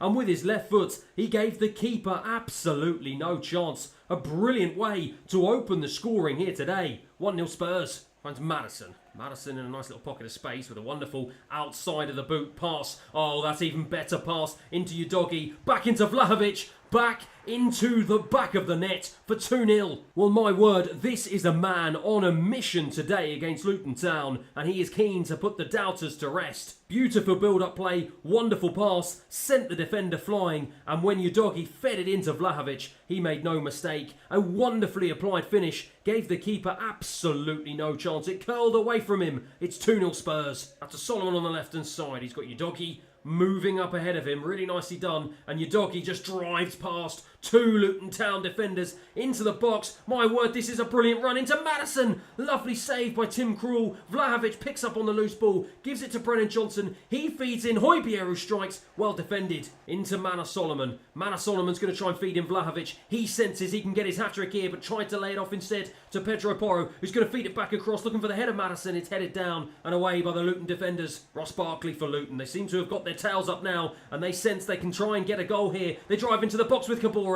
It's Vicario, though, with his first save of the game. Manor Solomon, nice little drive into the centre of the park and finds Pedro Porro unmarked. Lovely ball down the right-hand side into Brennan Johnson. He's going to try and look to find Vlahovic. It's a poor ball. Nakambia, nice pass into Ross Barkley. Finds Doty on the left-hand side, unmarked. Tries to go past Pedro Porro. He's got the pace to keep up with him, though, but it's a nice ball back into the path of Barkley. Adebayo, well challenged by Hojbjerg. Brennan Johnson heads down into the path of Hojbjerg.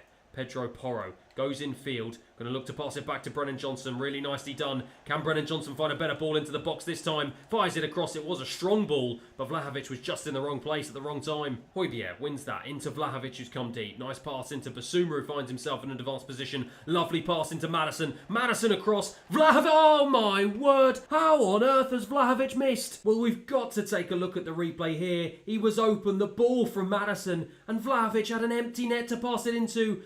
Oh, he got it all wrong. He hit it with his left foot. And look at that, inches away from his hat-trick. He cannot believe it. Look at him. Addison into Solomon. We go again to try and get the third goal to put this game to bed. It's Hojbjerg into Vlahovic, who will be desperate to make amends. And he drives past the Luton players into the box. Smashes it home to definitely this time get his hat-trick. Well, it was a beautiful ball, but the work was all Dusan Vlahovic. The pace, the power to drive away from the Luton defenders, and the coolness and composure at the end to just smash it into the top left-hand corner. He made amends for that woeful finish earlier. He gets his hat-trick, and he will be leaving Luton Town a very happy man. Pedro Porro down to Brennan Johnson. That pass has been on all day so far, and Vlahovic does really well there to feed it back to Brennan Johnson. He's got an option at the back post in Solomon. Oh, that was a brilliant strike and an even better save from the goalkeeper. But it will be that man, Dusan Vlahovic, who will take home the match ball after a fabulous performance in front of the Luton Town fans. It's a much-needed confidence boost for the young man, and hopefully that will stand him in good stead for the remaining part of the season. As at full time here, it finishes Luton 0, Spurs 3. It's brilliant news for Vlahovic, and it's exciting news for Tottenham Hotspur, as having beaten Bournemouth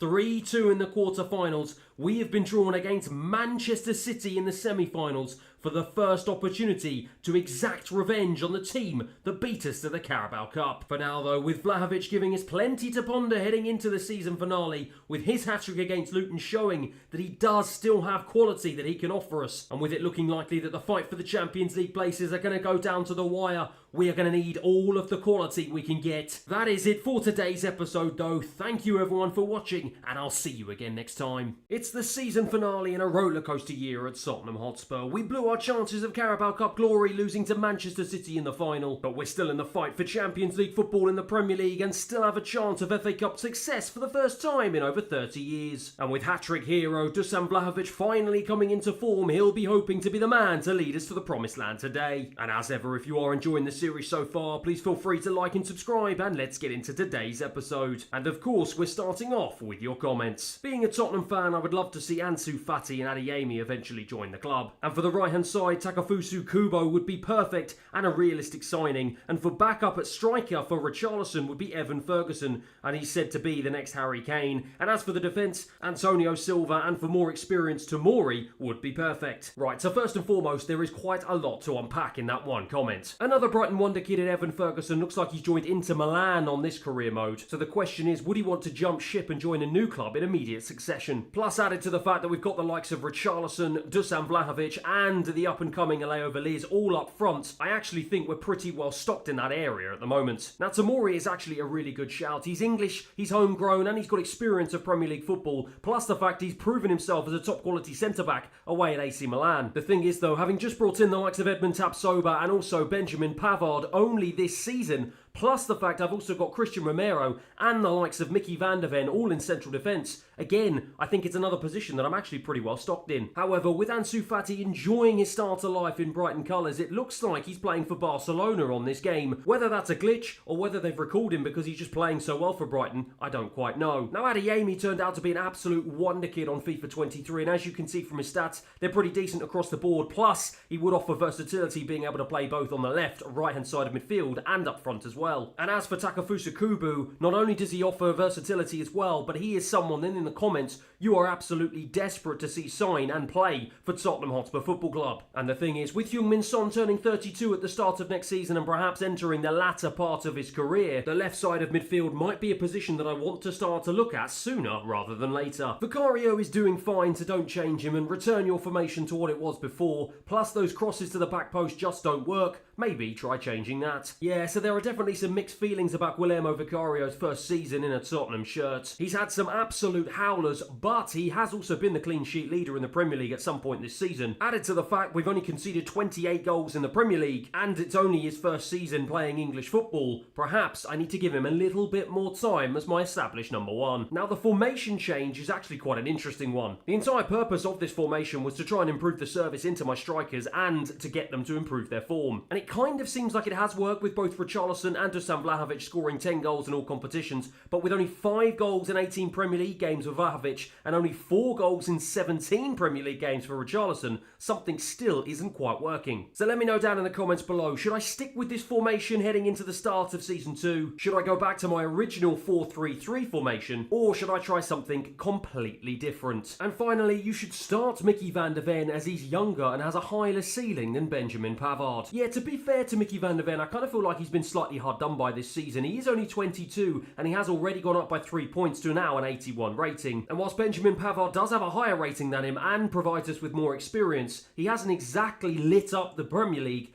like perhaps I would have expected him to. Similar to the Basuma and Hojbjerg situation, I think our biggest problem is that we just do not have European football and we don't have enough fixtures in the calendar to try and satisfy the development of all of my players. Now, one thing to consider with Pavard though is he does have experience playing at right back, and whilst Pedro Porro has firmly established himself as our number one right back choice, Emerson Royal hasn't really done enough to compete with him and has been linked with moves away from Spurs regularly in real life. However, let me know in the comments down below, in order to bring this man Mickey van der Ven back into the fold at the heart of my central defence, should I consider selling Emerson Royal when the transfer window reopens? And should I consider moving Benjamin Pavard over to the right hand side of our defence? For now though, with the biggest Champions League fight that the Premier League has seen in some time, and with a 9th place Chelsea up next at Stamford Bridge, I'm going to be hoping that our hat-trick hero Dusan Vlahovic can continue his fine form against our London rivals. With Chelsea flailing around in the Premier League, they will be desperate to put an end to our fine momentum in our fight for Champions League football. So we're going to have our wits about us, and we're going to have to make sure we get the job done. Gusto for Chelsea down the right hand side. He's been chased down here by Ryan Sessegnon, but he's played a nice ball into Madueke. Madueke strikes. It's so easy for Vicario. Madison to bring the ball forward into Kulusevski on the right hand side. He's got options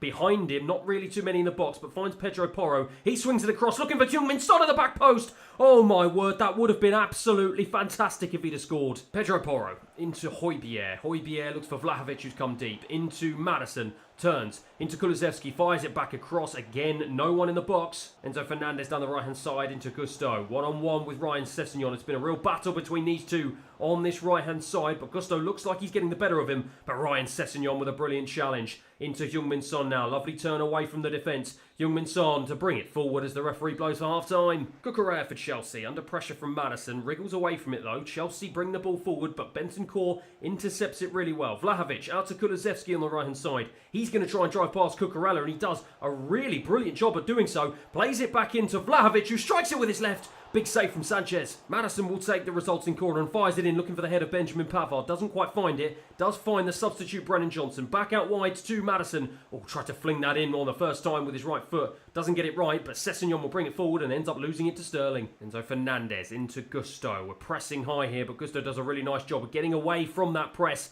and feeding in Raheem Sterling. Lovely job from Chelsea, but it's James Maddison who wins it back high. Bentancur into the path of Heung-min Son. This is where we can try and hit them where it hurts. It's a ball across into Vlahovic. Sanchez got there just in the way to make the block, and Chelsea get the ball clear. Zelensky for Chelsea, being hunted down by Bentancur, but manages to get away from him. He's now being hunted by Pedro Porro. Pedro Porro continues, but it's fired into the box. Sessegnon with an acrobatic clearance to get it away. Well, it's been no luck for Vlahovic up front today. He just cannot seem to find a good vein of form here at the moment. He blows hot and cold, and it's Richarlison's turn to try and get the goal. And Nkunku for Chelsea. Tried to be challenged by Pavard. Doesn't manage to win it though. Now Enzo Fernandez. Well intercepted by Mickey van der Ven, who's come on as left back in place of Ryan Sessegnon. Richarlison now can feed it through to Mana Solomon on the left hand side. He just about keeps it in play. Plays a ball through to Richarlison. Into Heung-min Son, who's moved centrally. Son into the penalty area. Son to strike. Big save. It's going to be a corner here. We've just got 5 minutes remaining to try and find a winner. It's thrown into the box to the head of Brennan Johnson, just over the bar. Down the line into Raheem Sterling. Only a few minutes left on the clock here as Mickey van der Ven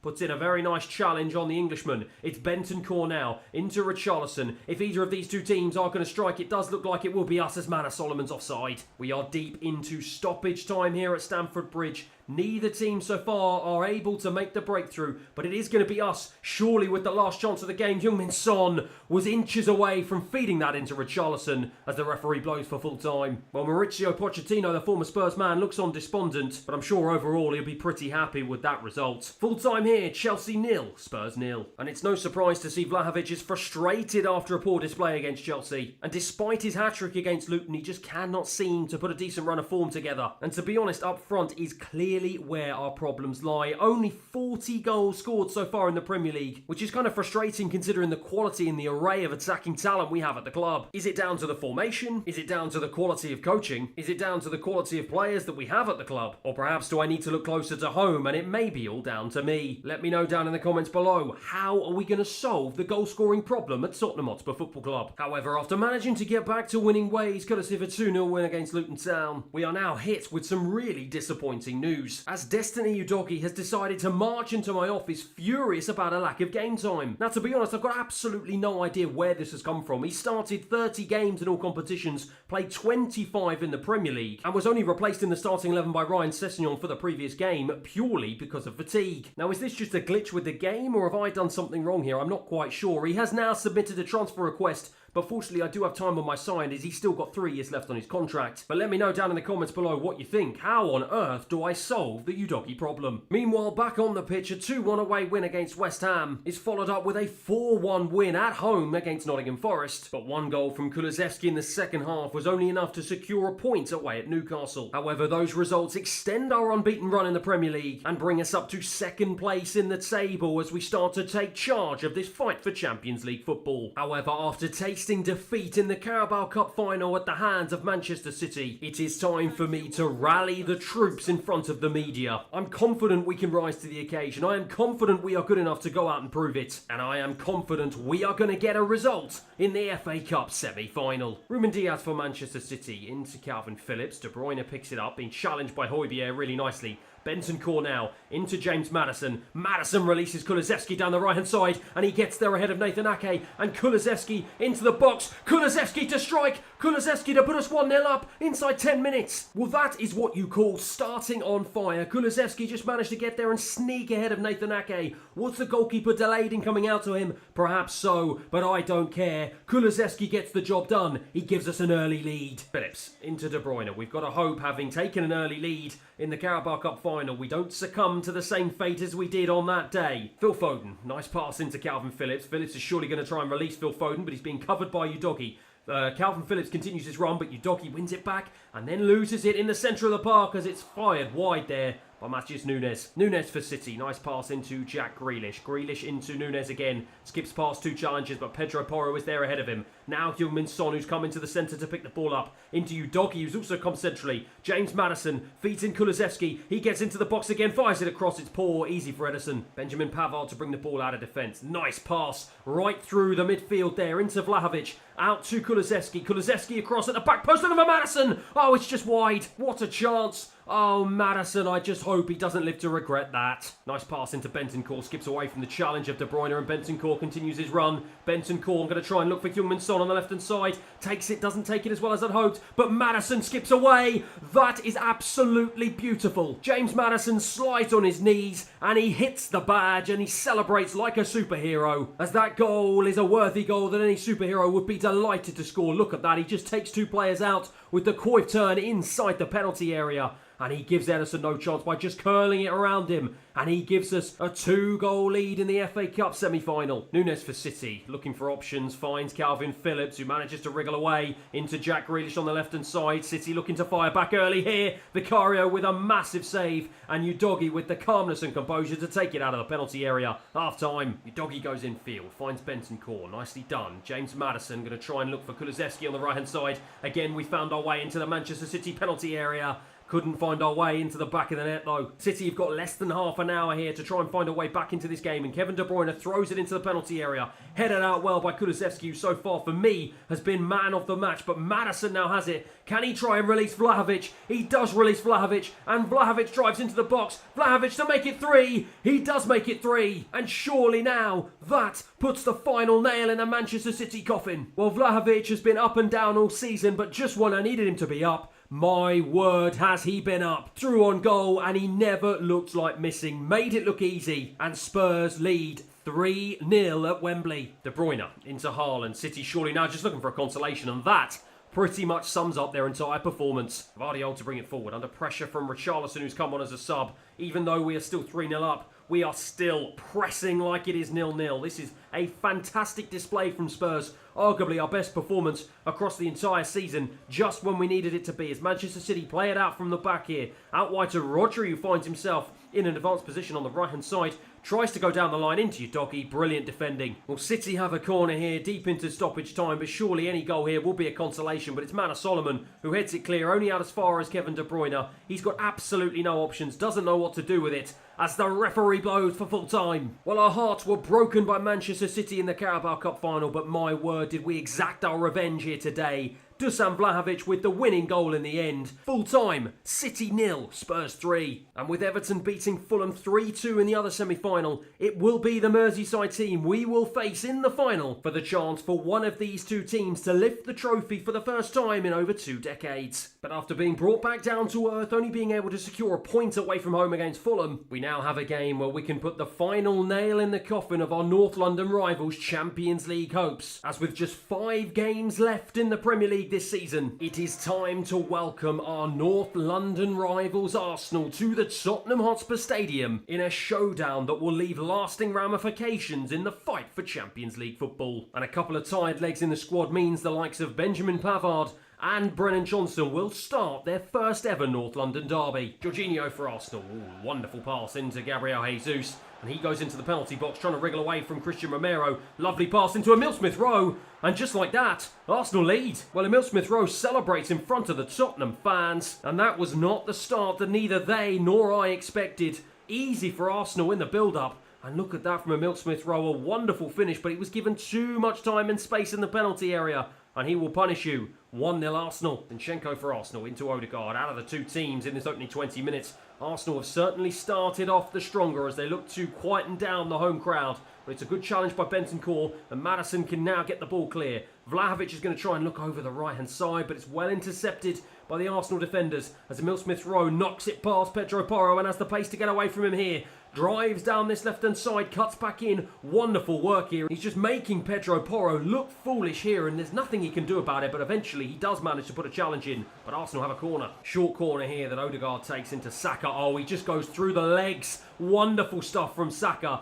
It's back out to the edge of the box, back out to the goal scorer, into Gabby Jesus on the volley. Wonderful save from Vicario. But we need to get our act together here as we are all over the place in the opening 30 minutes, and we give the ball away cheaply again. Emil Smith-Rowe into Odegaard now. I just do not know what is happening. Perhaps we're complacent. I don't know. Maybe we've got one eye on the FA Cup final. I do not know, but Romero comes across. Hotspur wins it. Can we try and hit them on the counter-attack here? Maddison trying to get away from a couple of challenges, gets away from 3 challenges and lays it into the path of Heung-min Son. He finds Vlahovic. Vlahovic is going to try and hit this from distance. Oh my word, what a strike. Well, look at the celebrations. You can see how much the goal means to him. Look at a way to start your first North London derby. It's an outrageous goal from Dusan Vlahovic on the edge of the penalty area. He absolutely smashes it. The goalkeeper has no chance. It's 1-1. Hotspur into Brennan Johnson. We've got our tails up here. That has really given us some momentum that we need. Maddison plays it into Bentancur. He's going to look for a goal. Well saved by Gabriel. Maddison to take the resulting corner, and that goal is exactly what we needed to try and kick-start ourselves in this game. It's out to Udogie, who hits it with his right. It bounces back out. Hotspur will pick it up. Everyone's fancying a chance from distance, and Hotspur has done just that. Well, perhaps we have found Arsenal's Achilles heel. Hotspur, from pretty much the exact same distance that Vlahovic struck from, has done the same thing. This time he hit it hard and low, and Ramsdale could get nowhere near it. He celebrates. We've turned the game on its head. 2-1. Saka for Arsenal into Jesus, trying to be challenged by Udogie, but it's well worked here. And Koke with a lovely step over, but Udogie's come back. Brilliant defending from the young Italian. Heung-min Son into the path of Bentancur. End-to-end stuff here to start this second half. And Bentancur plays a lovely ball back to Heung-min Son. He goes in field for James Maddison. Maddison now can try and pick his spot into Vlahovic, who tried to turn. Well defended again. Romero into Pavard, into Bentancur. We're trying to play our way through the Arsenal midfield here in the Arsenal press, and we've done just that. Into Maddison, into Vlahovic, who strikes this time with his left. Everyone fancies it. Brilliant save, though, this time from Ramsdale. Maddison will take the corner, fires it into the near post. Oh my goodness, that is the best of the lot. Absolutely outrageous. Every single goal so far of this game has been an absolute screamer. And Heung-min Son has made his claim to score the best of all 3. What a ball.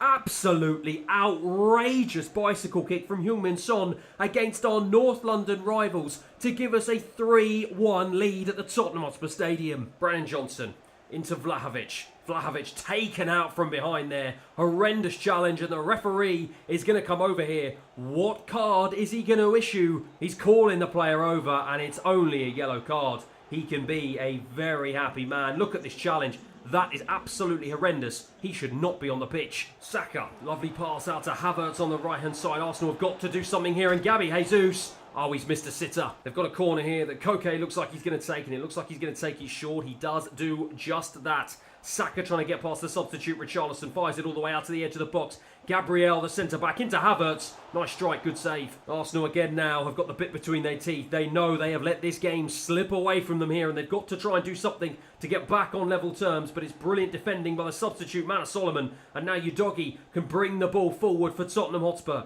Into Brennan Johnson. He's looking for some sort of support. Can he fire a ball forward? He can't. Gabriel for Arsenal. Just over 5 minutes on the clock here for Arsenal to try and get 2 goals. But they are still being pressed high by all of these Tottenham players who have put a real shift in after a bit of a troublesome 30 minutes. Koke brings it forward for Arsenal. They just don't know what to do with it. They've completely run out of ideas here at the Tottenham Hotspur Stadium. We have bamboozled them with our fantastic play and our fantastic goals, but perhaps not, as Gabby Jesus tries to bring it into the box, fires it into the middle of the box, and in the end it's headed away well by Basuma. Bentancur into Richarlison. Richarlison's going to try and feed it through into Maddison. Oh, he gets away from the challenge of the Arsenal defenders, and that is absolutely fantastic. He was desperate to get in on the act, and my word, has he done just that. A beautiful ball, a beautiful skip away from the challenge of the defender, and look at this for a strike. Absolutely smashed it past the goalkeeper, just like our other 3. We found their Achilles heel, and my word, have we taken advantage of it. Maddison celebrates. 4-1. Fortunately enough for Mikel Arteta, the referee puts him and the rest of his Arsenal players out of their misery. What a sensational performance from all of these Spurs players. They celebrate wildly and rightly so. It's one of the biggest victories we've ever had over Arsenal in the Premier League. As a full-time it finishes Spurs 4, Arsenal 1. And of course I have to lap up this victory in front of the media, and to be honest my players are getting more and more confident as this incredible run goes on. We're unbeaten in all of our games so far this episode, and long may it continue. And it's a result that moves Arsenal down to 8th place in the Premier League, and surely now all but secures our place in the Champions League heading into next season. But with a 4th place Liverpool up next at Anfield, now is the time to make sure that happens. James Maddison pressing high and winning the ball back, and Vlahovic just does the dance around the Liverpool defenders. And look at this, he drives into the box full of confidence here. Well saved by Alisson, and in the end Kulusevski hits them on the rebound. He was in the right place at the right time, and he celebrates having given us an early goal here at Anfield. Well, Vlahovic did the hard work driving away from the defenders. The shot wasn't strong enough, but Kulusevski was on hand to get it past Alisson, who could only get a hand to it into his own net. But he won't mind one bit as Kulusevski gives us a 1-0 lead. Joe Gomez down the right-hand side trying to go past Bentancur. Does go past Bentancur, feeds it into the box. A diving header away by Hotspur. Can we try and hit Liverpool on the counter-attack? James Maddison looks for Kulusevski, finds Kulusevski, and Kulusevski down the right-hand side. He's got the beating of Van Dijk for pace here. Into the box, hits it with his right, goes wide. Mo Salah cuts inside, can't go past Udogie, and again we win the ball back.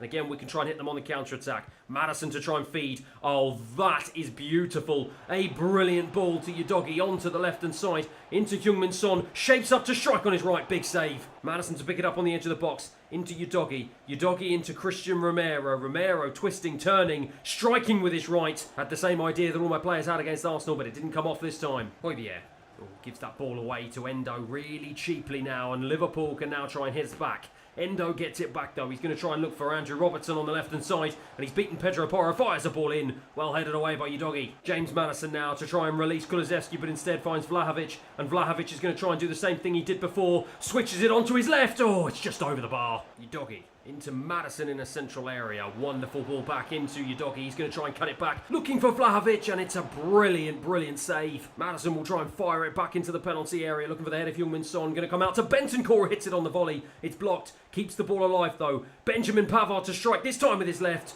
And it's easy for Alisson. Udogie gives the ball away really cheaply, and now Jota can try and get into our penalty area here. Wriggles away from the challenge of Christian Romero. It's into Luis Diaz on the edge of the box. Great shot. Even better save. Mo Salah. Oh, he's got the option of Kwanzaa up ahead of him. Where on earth is Udogie on the left-hand side? Into Jota. Jota strikes. What a save from Vicario. McAllister with the corner. Liverpool here with just 20 minutes remaining have got their tails up, and they are sensing they can try and get an equaliser, but it's headed away there, and Heung-min Son gets onto the loose ball, and he's going to try and bring it forward, but he doesn't have any options. It's well defended by Kwanzaa again. Into Jota. Liverpool now out to Mo Salah. They are desperate to try and find an equaliser to keep their Champions League dreams alive. It's headed clear. Mo Salah gets on the rebound. Into Jota. Jota strikes. Big save from Vicario. It's bouncing around like a pinball inside the penalty area. Liverpool still have it with Endo. Well challenged by Hotspur, and eventually we manage to get the ball clear. Mo Salah. Nice pass into the path of Luis Diaz. Into Robertson. Robertson back into Jota. Into Mo Salah, who strikes.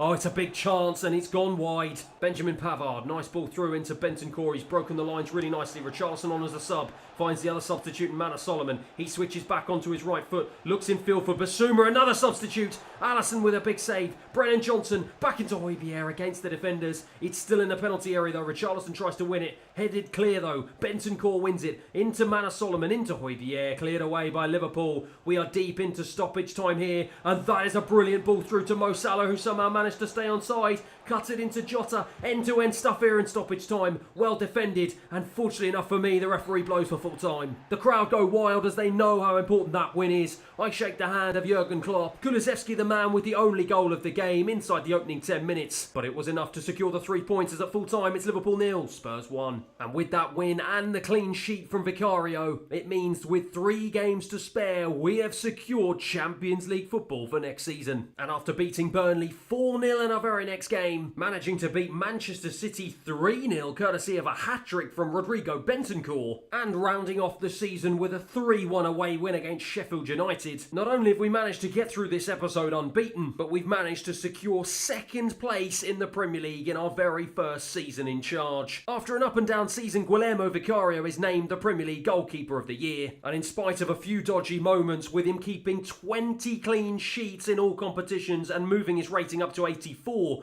it's not hard to see why. James Maddison has been arguably our best player across the entire season, with 11 assists and 9 goals to his name in a fabulous debut season for the club. And Rodrigo Bentancur has also impressed in the centre of midfield, going up to an 85 rating and chipping in with 6 goals and 7 assists. But after a tricky start to life in Tottenham colours, Dusan Vlahovic has established himself as our number 1 striker and has chipped in with 14 goals across all competitions in 32 appearances, 8 of those coming in 24 Premier League appearances. And with his striking competitor Richarlison only managing 11 goals and 5 of those coming in the Premier League, plus Leo Veliz returning from his loan spell from Aston Villa next season, having chipped in with 3 goals in only 7 Premier League appearances, we have a huge decision to make over the futures of all 3 of those strikers heading into next season. For now though, the press have gathered, as it is now time for Tottenham Hotspur to play in their first ever FA Cup final since 1991. And I am issuing a rallying cry to all the players and fans alike. I have the confidence that we can go one step further than we did in the Carabao Cup, and we can win the FA Cup. But standing in our way will be a resurgent Everton side who will be equally as desperate to win their first piece of silverware in over 2 decades. It is Tottenham versus Everton in the FA Cup final. This is my starting 11 for the biggest game so far in Tottenham's season, and it is time for the boys to show what they can do. Into Vlahovic, who's come deep to try and collect the ball and get himself involved in the play early doors here. Heung-min Son on the left-hand side. Nice pass back into the path of Udogie. Into Bentancur. We're just playing it around nicely on the edge of the Everton box. Pedro Porro into Kulusevski. He tries to switch it onto his left. Feeds in Maddison. Well blocked by Keane. Corey for Everton. Skipped away from 2 Tottenham challenges there. Really well done. Gets it back from McNeil and drives forward here. Nice pass into Danjuma, the former Spurs man. Into Harrison. Big save from Vicario. Addison. Into Heung-min Son, who finds himself the most advanced in the central areas. It's out to Vlahovic. Vlahovic is going to look for the overlapping run of Pedro Porro down the right-hand side. He looks in field for Kulusevski, tries to shift it onto his left. Tarkowski with another piece of good Everton defending. Decore, he looks like the danger man for Everton so far in this opening 20 minutes. It's out wide to McNeil. Everton, though, pressing for the first goal of the game. It's well deflected. End-to-end stuff here at Wembley as both teams desperately searching for a foothold in this game. It's fired across into the path of Kulusevski. Again, well defended by Keane. Harrison now to bring the ball forward for Everton. Lovely step over to get into the box, and Danjuma. Oh, how much he would have loved to have scored against his former club. Everton corner, 33 minutes played. Neither team able to break the deadlock so far, but out of the 2 teams, it is Everton who have looked more likely. Danjuma picks it up in a dangerous position. Vicario with another good save. Another corner for Everton here. I think it's their 3rd of the game as they press on to try and break the deadlock. It's headed away by Bentancur, only out as far as Idrissa Gana Gueye. He picks it up and finds Michael Keane. Back to Tarkowski as the 2 centre-backs combine, and Pedro Porro intercepts it well. And can we try and hit them on the counter-attack here? It's Vlahovic to bring the ball forward. I'm going to try and look for Heung-min Son down the left-hand side. Lovely ball into him. Where is Udogie when I need him? Heung-min Son tries to go it alone. Can't get past Patterson. Pedro Porro wins it high into Vlahovic. Vlahovic turns into Maddison. He skips away from Decore and strikes from distance. It's the first big save that Pickford had to make. And it's going to be Maddison to take the resulting corner. Fires it in, looking for the header. Benjamin Pavard couldn't get on the end of it. Will we be able to? No, Keane will bring it away. Well, as the second half begins here at Wembley, neither team is able to find the breakthrough, but both of them will be desperate to get the first goal, as it looks like it's going to be a tight affair, but it's Mikalenko to try and bring it forward. Good defending here from Pedro Porro into Bentancur. First time pass into Heung-min Son, who's got nice space on this left-hand side to move into. He finds Vlahovic, who's dropped deep. Vlahovic gives it back to Heung-min Son. Into Maddison. Touch. Turn. Brilliant. It's 1-0 Spurs. Well, James Maddison runs to the corner flag and gives it a kick and celebrates with his teammates. The fans go absolutely crazy. Jordan Pickford can't believe his luck. Well, he got immensely lucky there, James Maddison, but it was a beautiful piece of build-up play. The touch, the turn, and it came off the defender. I think it was Keane in the end, and Pickford just did not know where the ball was going. No, it was Tarkowski, and it came off him, and Pickford could do nothing about it. And Spurs take a 1-0 lead here at Wembley. McKennie for Everton. Fires it across to Mikalenko on the left-hand side. He'll be desperate to get more involved. It's a nice ball into Decore, who's been the danger man so far. And he forces Vicario into his first save of the second half. Dusan Vlahovic now. Turns, going to try and find a ball all the way out wide to Udogie, and it's well done here. Udogie to fire it back into the box. Easy for Pickford in the end though. Tarkowski for Everton, being put under pressure here by James Maddison in the high press. We are all over Everton here, but they are doing really well to try and beat the press. And it's out wide to McNeil, who's gone past Pedro Porro, and now we are in trouble. Down the left-hand side, can he find a good ball in? Romero heads it clear, but only back out as far as McNeil. This time goes short. Decore on the edge of the box, into Idrissa Gana Gueye, strikes from distance. Vicario forced into another save. Just over 10 minutes remain on the clock for us to try and keep this game at 1-0. Oh my word, we got desperately close to conceding a goal there, but it's hoofed away by Hojbjerg. Patterson picks it up into McKennie. He's going to try and fire it in, surely. Nice play here to get past Ryan Sessegnon. Instead goes short to Beto, who's coming as a sub. It's fired back into the penalty area. Hojbjerg again with another header away. This time it's Heung-min Son, and it is desperate defending here from the Tottenham players. Decore for Everton fires the ball forward. Is it too little too late as we win the head deep inside Everton's half? Bentancur